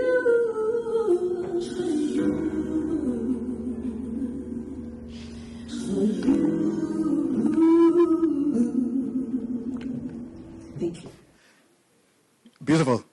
Another round of applause. All right, I'm going to invite our sister and comrade Cheryl Brathwaite, General Secretary of the BSTU, now to bring fraternal greetings. Thank you. Thank you, President General. Protocol having been properly established, Minister of Government, specially invited guest, Mr. Adrian Green, trade union comrades, specially invited guests, workers of Barbados in every capacity. First, let me apologize for the absence of Comrade Redmond, who sends her deepest apologies for not being here in person. She insists that she is here in spirit, though, even though she is physically present at another activity involving national duty at this time. I therefore bring warm fraternal greetings and full support on behalf of my president, Comrade Redmond, and the BSTU as I read her message. Comrades, your sister union wishes you a very successful Annual Delegates Conference. 82 years of dynamic, forceful, and effective worker representation needs to be properly acknowledged, respected, and celebrated. We are elated and honored to be a part of that process. Your theme for the conference is It's All About You, and it is indeed a very fitting one, given the contribution and legacy of your union. Our work as trade union leaders in Barbados is always all about you, the workers. You are the grist in the mill of productivity and development in this country. Without you, none of the plans and programs of the private sector or government can be executed. It has always been about you and will always be about you.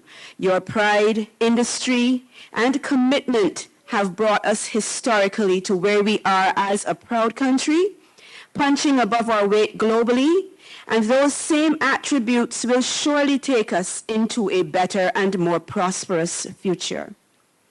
The BWU has always been at the forefront in its attempts to ensure that you, as members, consistently work within the best possible working conditions at any point in time, ensuring safety, security, fair compensation, decent work, as well as advocating for and securing social safety nets that protect you in and out of the workplace. We have had some rough years preceding this one, as we sought to overcome economic, environmental, and public health difficulties that have all threatened to destabilize the progress that we were finally beginning to make after many years of economic stagnation. We have also had years of change and challenge, and will continue to have years of change and challenge ahead of us to rectify and recover as we move ever forward.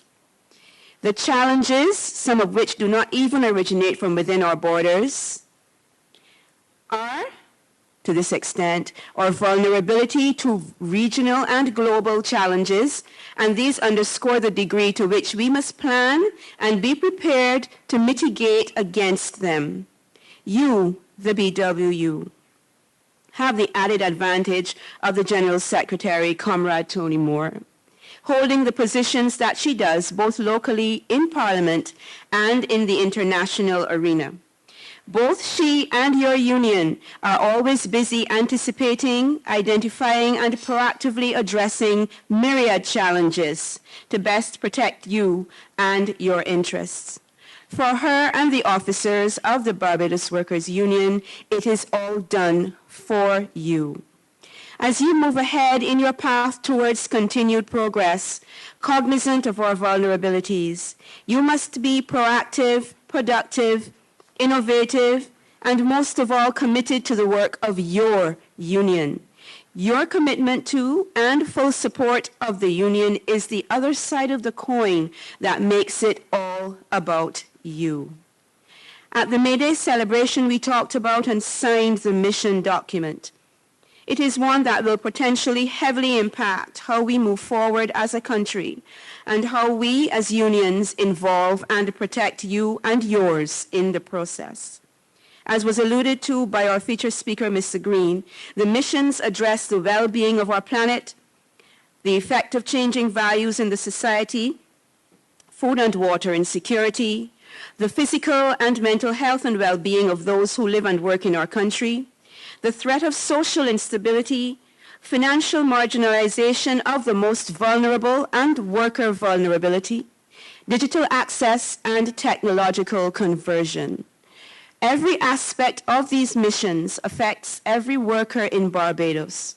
The success of these missions is about you. Therefore, your fearlessness, your drive, and your commitment to successfully implementing the programs that emerge will determine the extent to which, as the vision statement declares, we, and I quote, transform Barbados into a sustainable, prosperous, inclusive, and resilient society, end of quotation. As united unions and partners, we remain confident in the belief that we can achieve these objectives together. Sure in the knowledge that with the history and track record of worker commitment and dedication in this country, our collective efforts will reap success for all involved. Comrades of the BWU, it is all about you. We wish you an enjoyable and productive 82nd Delegates Conference. Solidarity forever. Long live the BWU and the labor movement in Barbados. I thank you.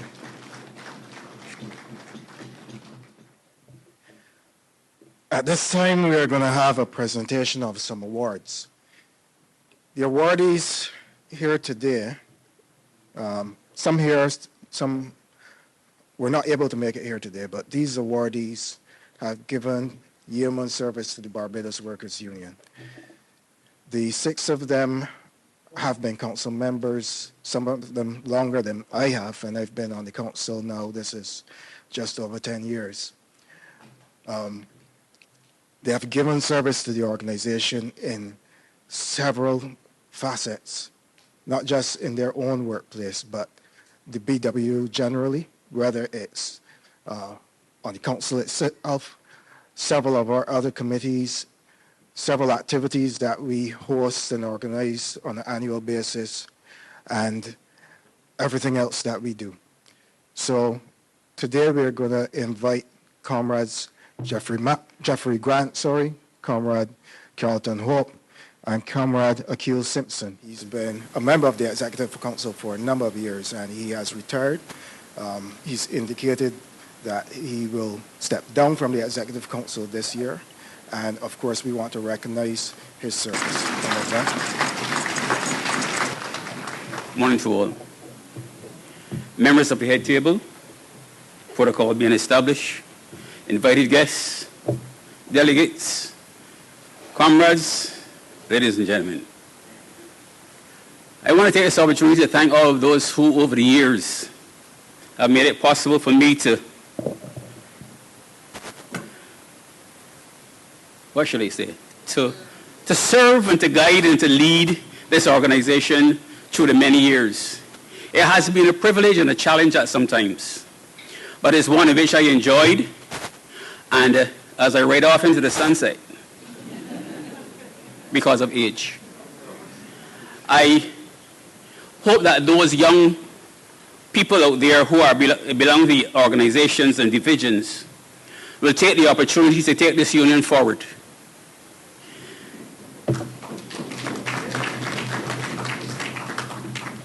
As the theme says, it's about you. Although I am riding off into sunset, I'm not leaving the organization. I'll be here to offer any assistance that is needed and to maybe continue to sit on some of the committees that I sit on, other than the Executive Council, and to be there whenever the need arises and whenever I'm called upon. Comrade Hope is a recent retiree of the Barbados Port Division. He was a member of the Hotel Division, having worked at the Hilton Hotel. He handled a lot of the arrangements for any event that we held, the decorations, ensuring that the hospitality was there. So we thank Comrade Hope for that. And that's not the only thing he's done, but if you've seen him in action, you know how passionate he is about hospitality in this organization. So thank you, Comrade Hope.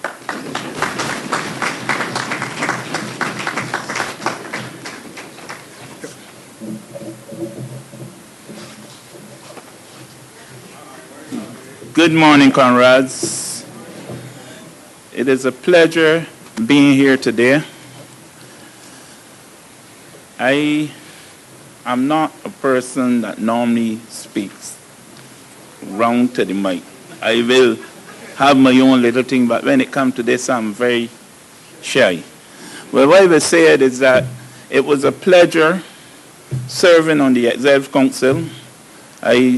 My years services, I think, is about, I'm doing 23 years at the port because as much as they say retire, I'm on vacation, then going on retirement. I did 23 years at the port and 19 at the Hilton. And I serve on the Executive Council now for about the last 28 years unbroken. I had the pleasure of serving under two General Secretaries, Sir Roy Trotman and now Comrade Tony Moore, four President Generals, David Gills, Hugh Arthur, Linda Brooks, and now Sean Knight.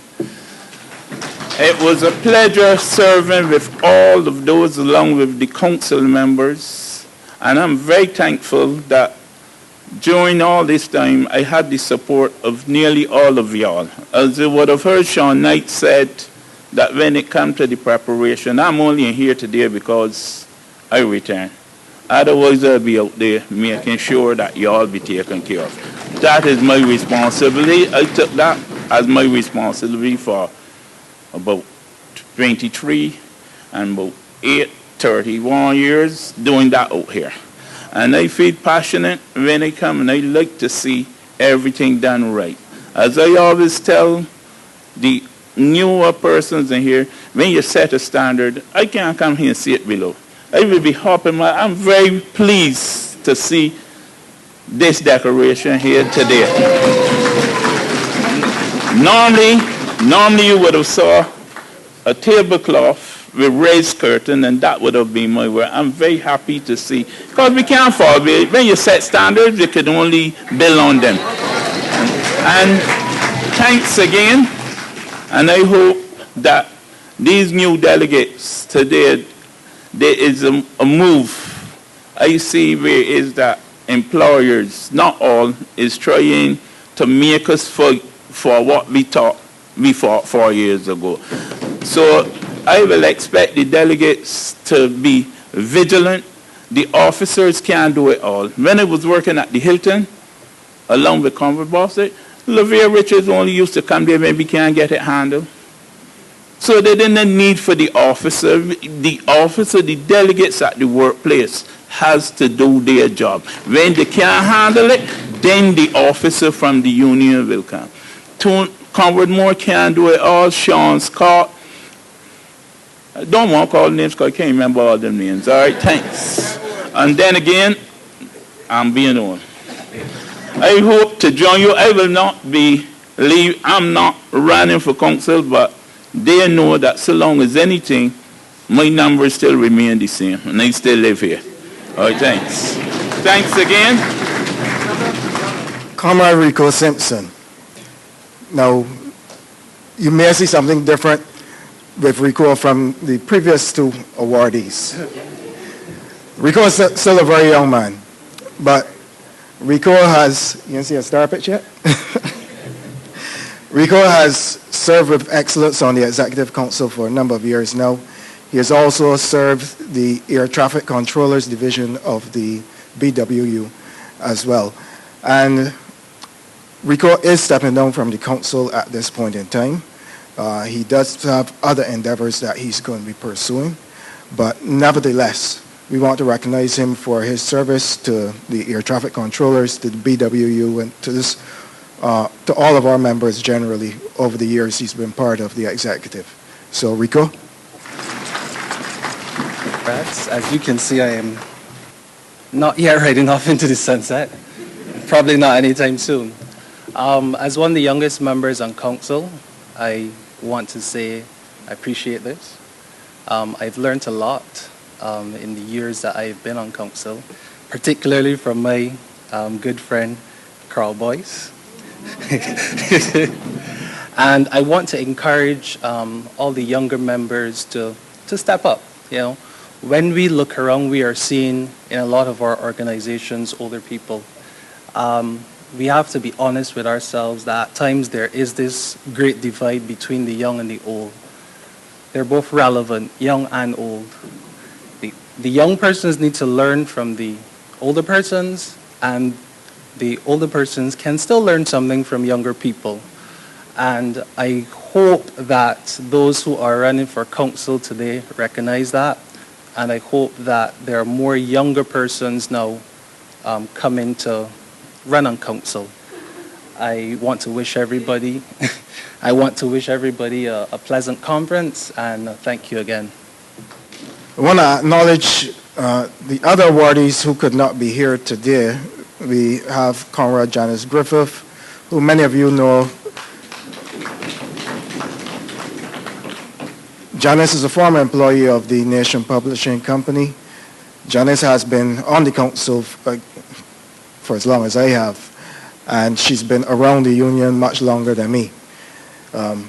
Janice has been a light, a beacon for members.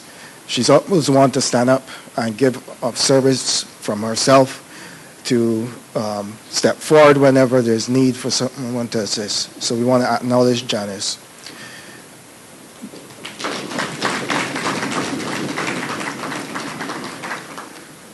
The other awardee would be Comrade Desmond Roach, formerly of the Customs Guards Division.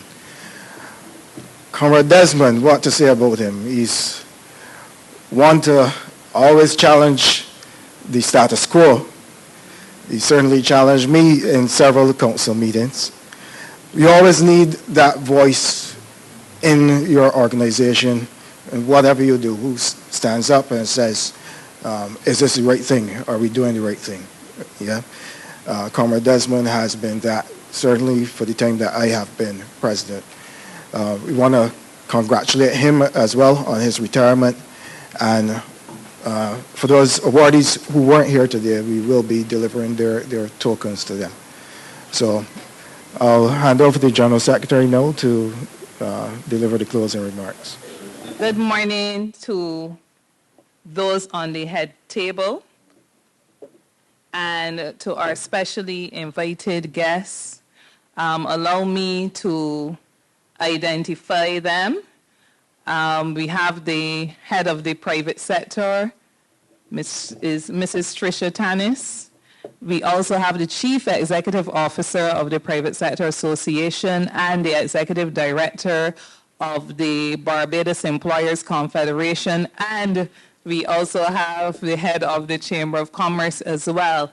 And we want to say a very special thank you this morning to you for attending this morning and supporting our conference and standing proxy for the other employers who would normally be here, but we have determined that it is about our members, it is their conference, and we thank you for making a very special effort to come out earlier and not just for the business session. I also want to recognize the Chief Labor Officer and the Deputy Chief Labor Officer, and I didn't ask the others to stand, but I would ask you to stand because these are the ones who support us day in and day out in the struggle. And they say all night. And they're also they're here, the Minister of Labor isn't with us. He's respecting his Sabbath, and we had, therefore, a very inspiring contribution this morning, too, from Senior Minister Kerrie Symmonds, who's standing in on behalf of the government. Also thanking our sisters from the BSTU, of course, the General Secretary who brought the message, and my comrade and friend, Don Grosvenor, who's also an executive member and who's always with us at our events. Also, the Charge d'Affaires from Venezuela. She has become one of us very easily. It is through her effort that our education program has expanded and that we are offering Spanish, a course that's doing well. But beyond that, it is a partnership that continues to grow. And she also is here sometimes when we don't even invite because she likes being a part of the BWU. So, of course, our honorees as well, a very special good morning to you, Hopi. You know we got you on speed dial. And you can go learn how to put on these fancy tablecloths. So it is my duty, first of all, to give a special thank you. So as I welcome our specially invited guests, I also welcome all of you. And as I said before, thank you very much for coming out early, because I'm sure that our work here, or what is going to be relevant to us as we leave from here at the end of today, is not only found in the business session, but I'm sure that from start to finish in this opening ceremony, many of us could have identified and connected with a lot of what was said. First and foremost, I want to say a very special thank you to our featured speaker. He said in his remarks that many people sometimes don't want to hear an artist.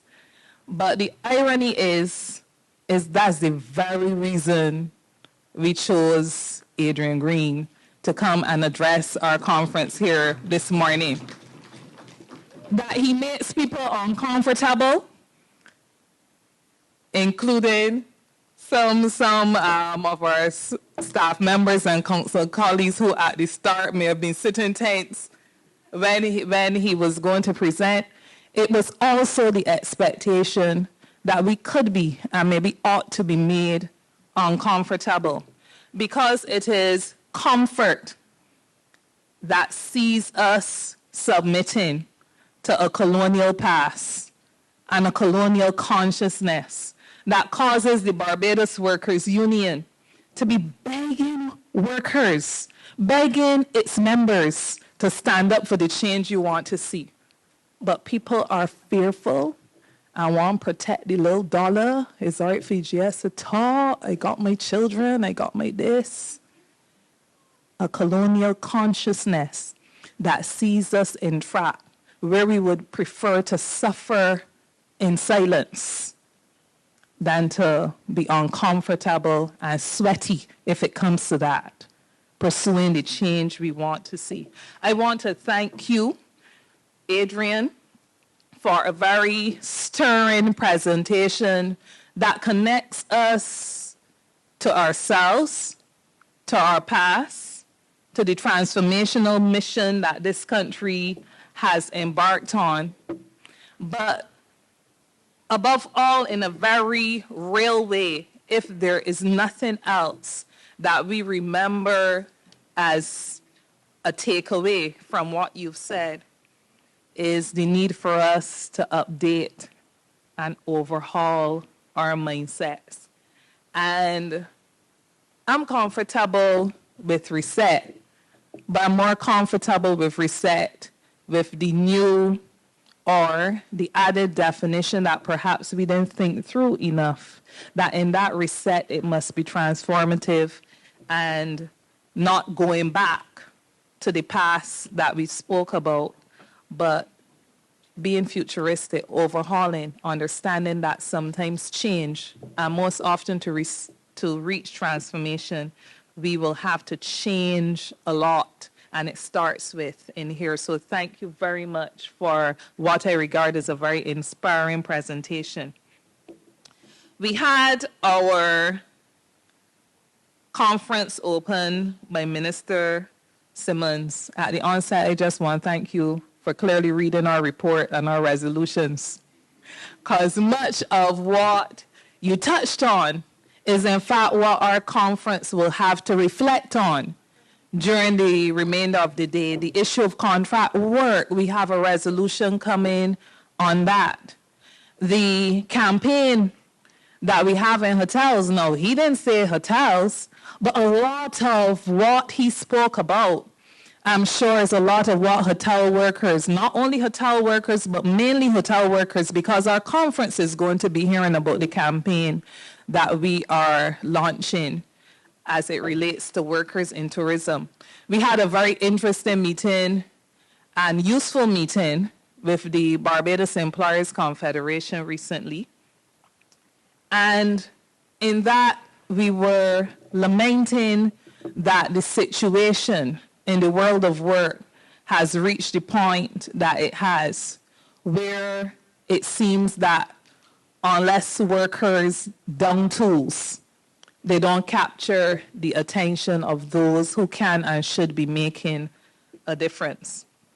And I just want to thank you, Minister, for reflecting what, in a few instances, you determined or said were your personal views, but also connecting those personal views for what the government's view is. A government that preaches enfranchisement must live it. And we thank you for restating and recommitting to ensuring that the government also lives it, being exemplar and practicing indeed everything that it preaches.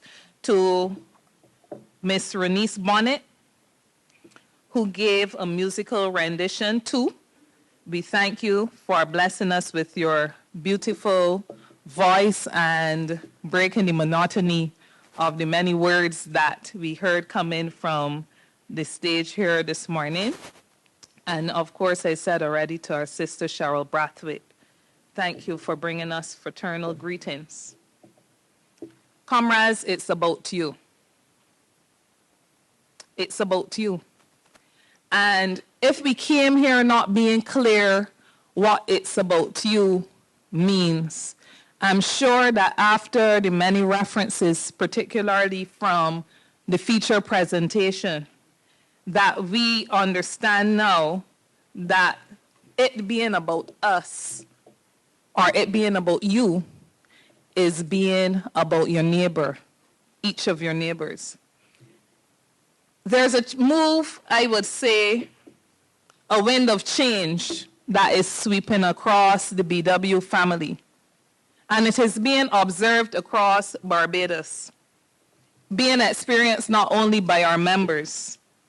We are not uncomfortable that even as we sense that there is momentum building, that we equally face a number of challenges coming at us, being hurled at us, challenges that don't make us feel uncomfortable because we understand the changes that we want to see.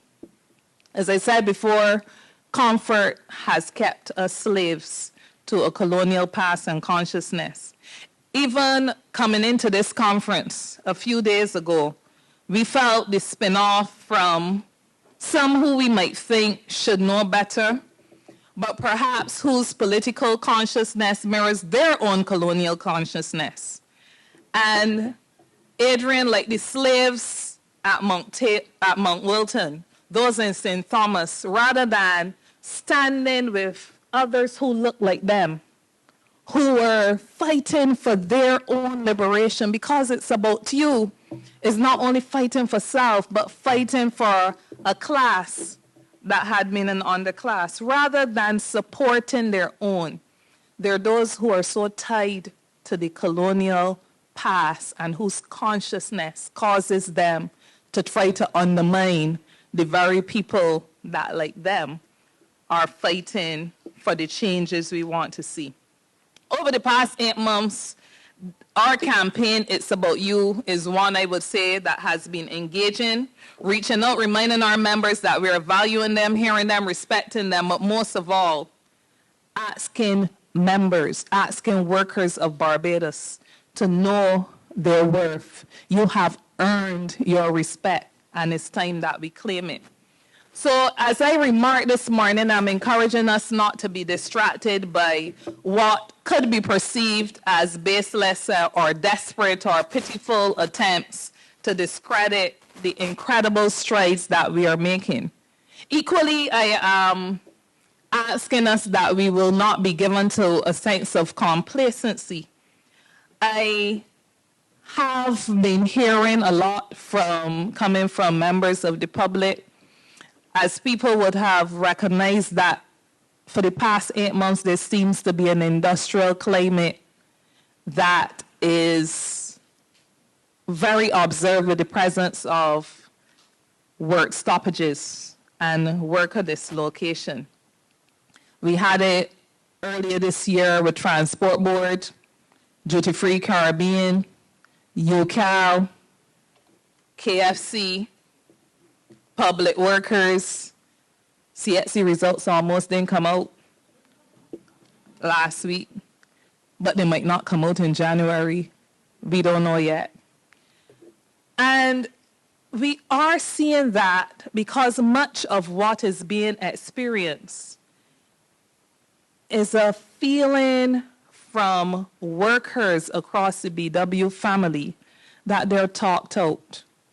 They've had enough. And it's time for some action to be taken beyond the words, because when words fail to bring results, something else has to be considered. I would say that if the Barbados Workers Union can be criticized for anything, it must not be lack of militants. Sometimes people feel that militants is only when you go out there and you have gloves on, and if you are sweating and on bullhorns and loudspeakers and keeping a lot of noise.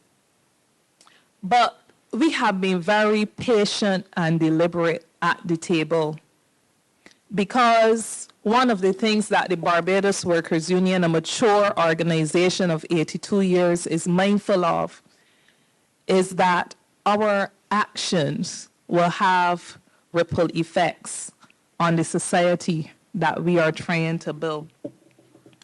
I know that you would have seen that we have some fresh faces on our staff, and they're very eager and thirsty for some action. But what we have been training within the organization is that our methods are methods of industrial action where workers have to withdraw their labor, that is still the method of last resort. But the question often comes, how much is too much? How much talk is too much talk?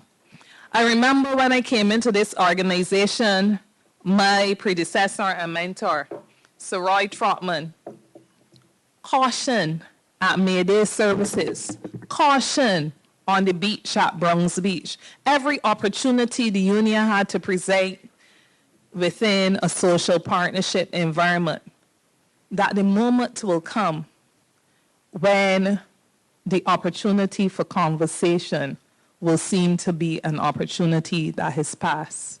I don't believe that we are there yet, but I believe that we are fast approaching that point in time where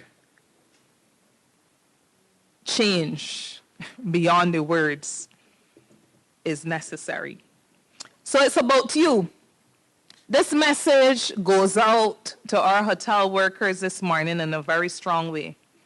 The Barbados Workers Union will be discussing in its business session that this season must not come and go without the respect that hotel workers must see.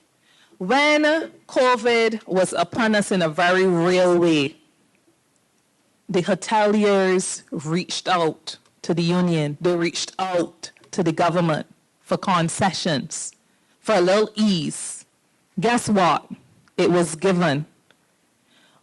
Is it fair to workers in the sector?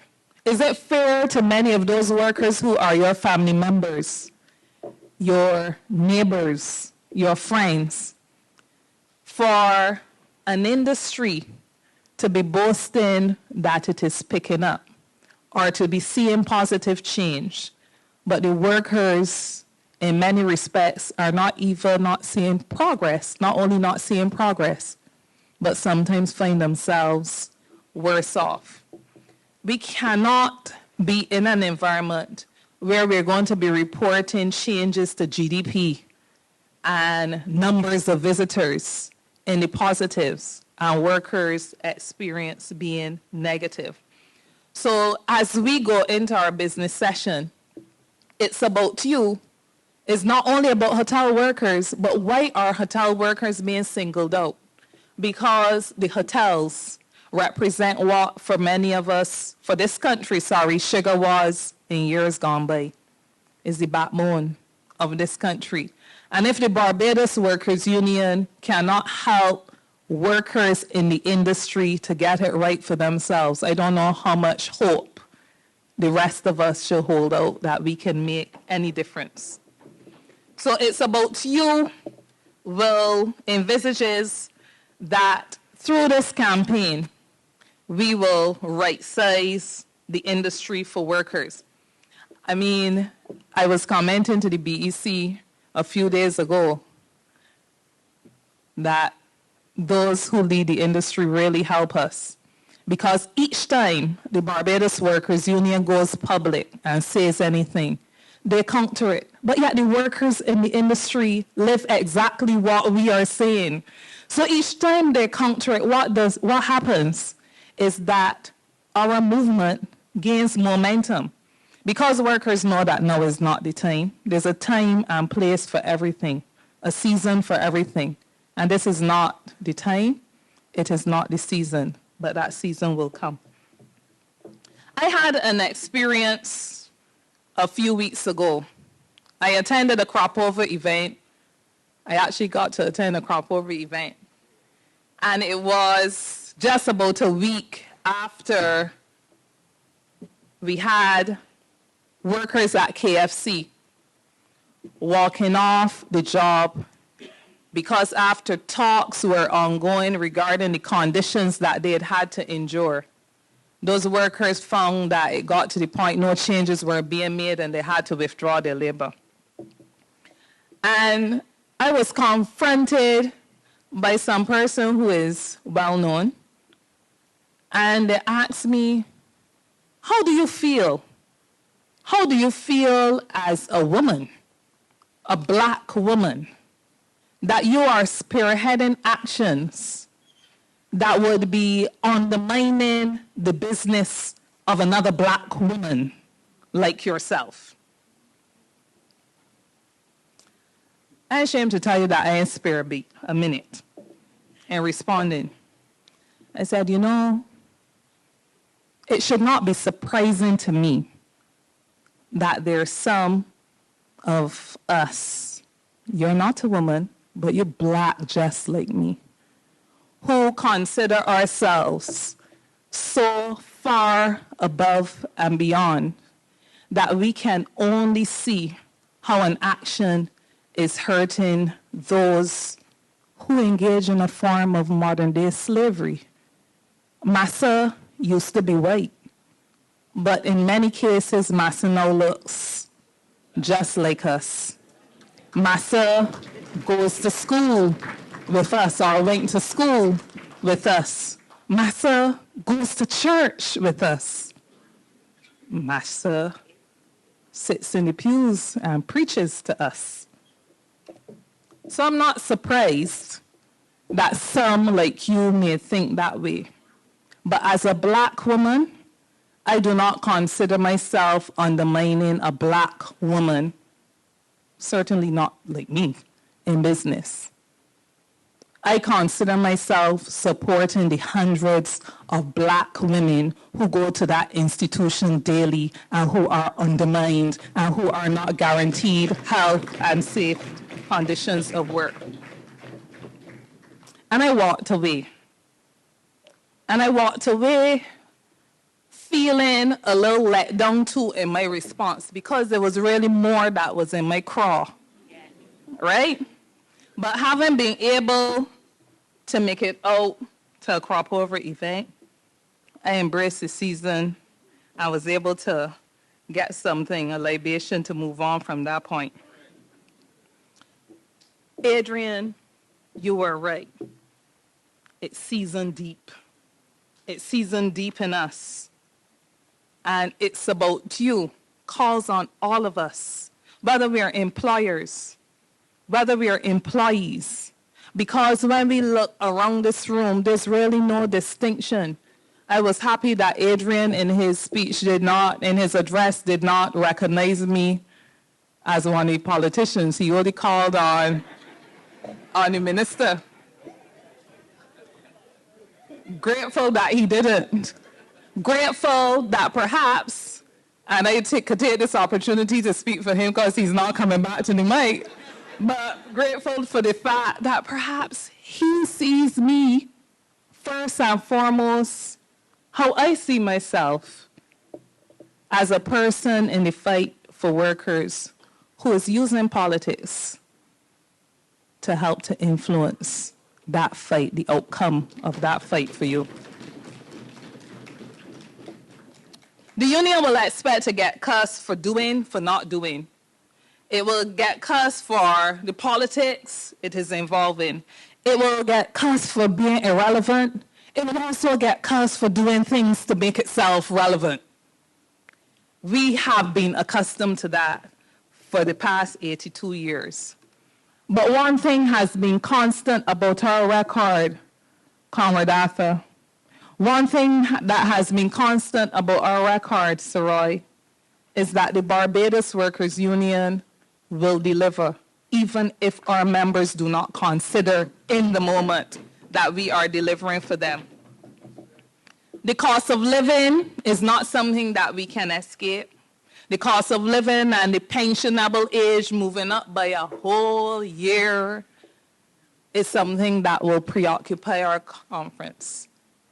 As it relates to the pensionable age, there were calls from many for the Barbados Workers Union to add its voice to the debate and perhaps maybe the action in town or wherever by those who were protesting an increase in the pensionable age. But you know why the General Secretary didn't say anything on that?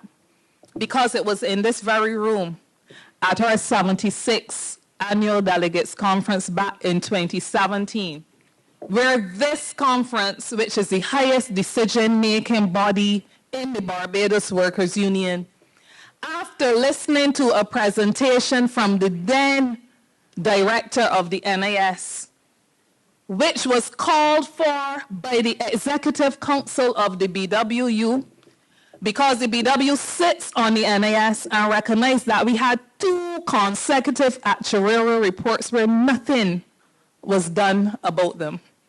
The Barbados Workers Union called for him to come and break down some truths to our conference. And what our conference directed us 6 years ago was that the Barbados Workers Union should do 2 things in particular.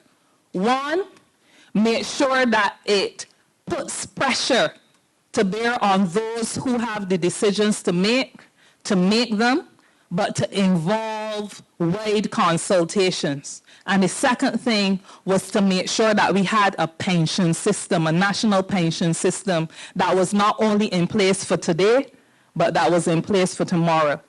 If when we come to reflecting on the resolution later, you want to change your mind, then that is what the General Secretary would say. We have a resolution deliberately reflecting on this because we must be sure what we stand for.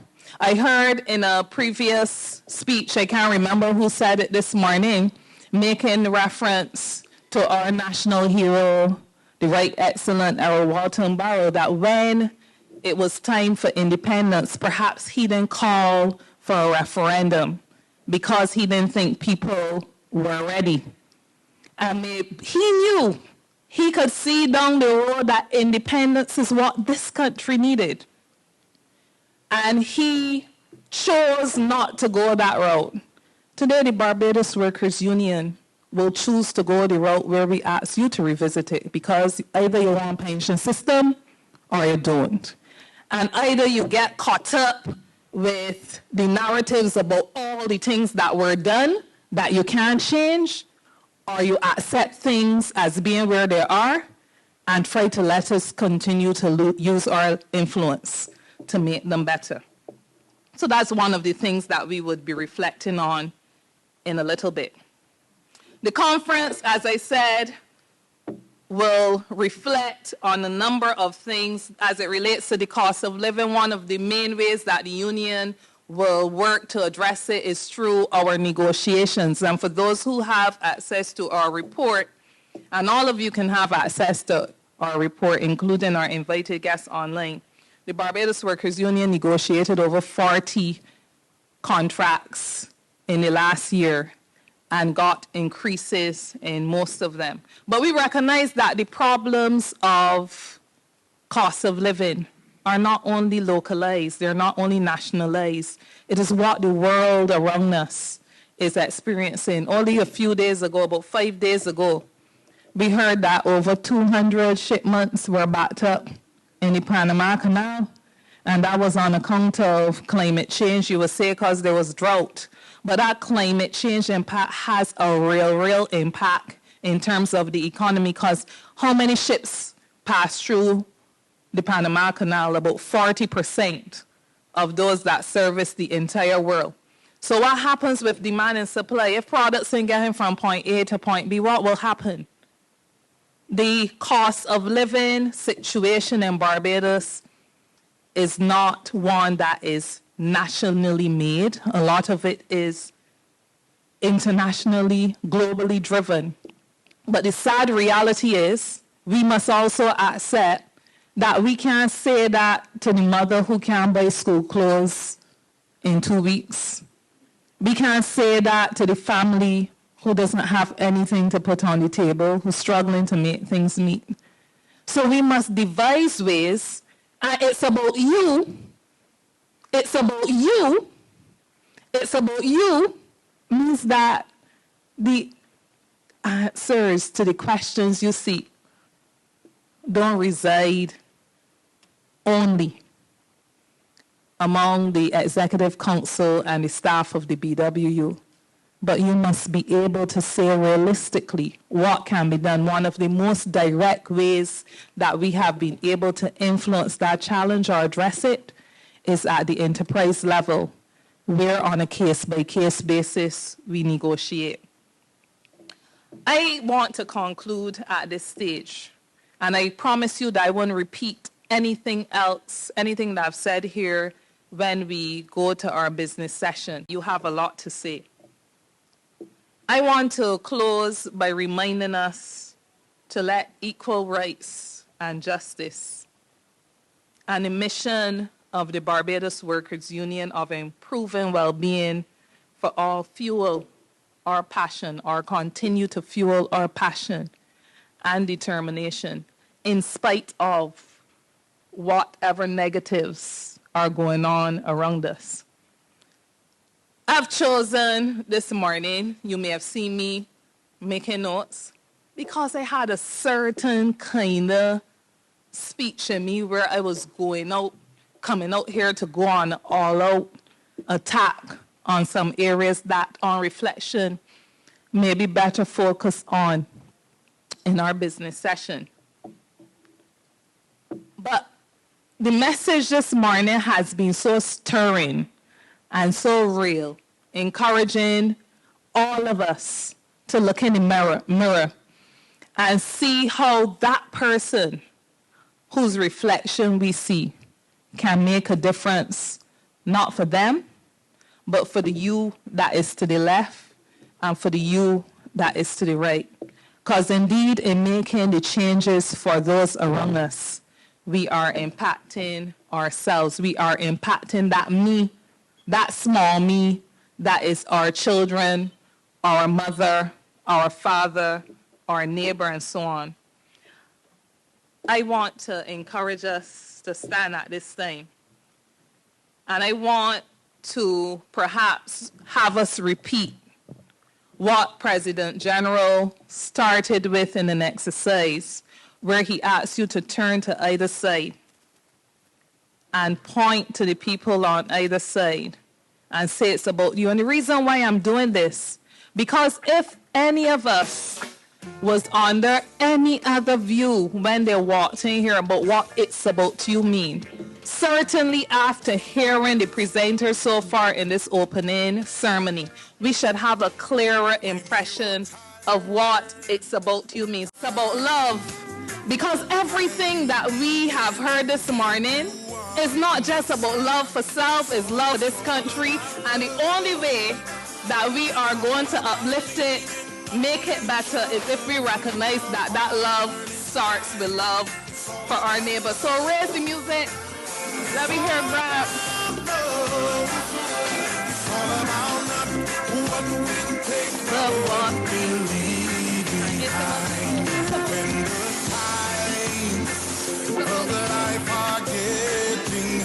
Where's the music? When you've lost count of all the tears you've cried, close your eyes and look into the dark. You'll find the light, open up your heart. It's all about love. It's all about love. It's all about leaning on each other through the hardest times. It's all about love. It's about you. It's about you. It's about you. It's about you.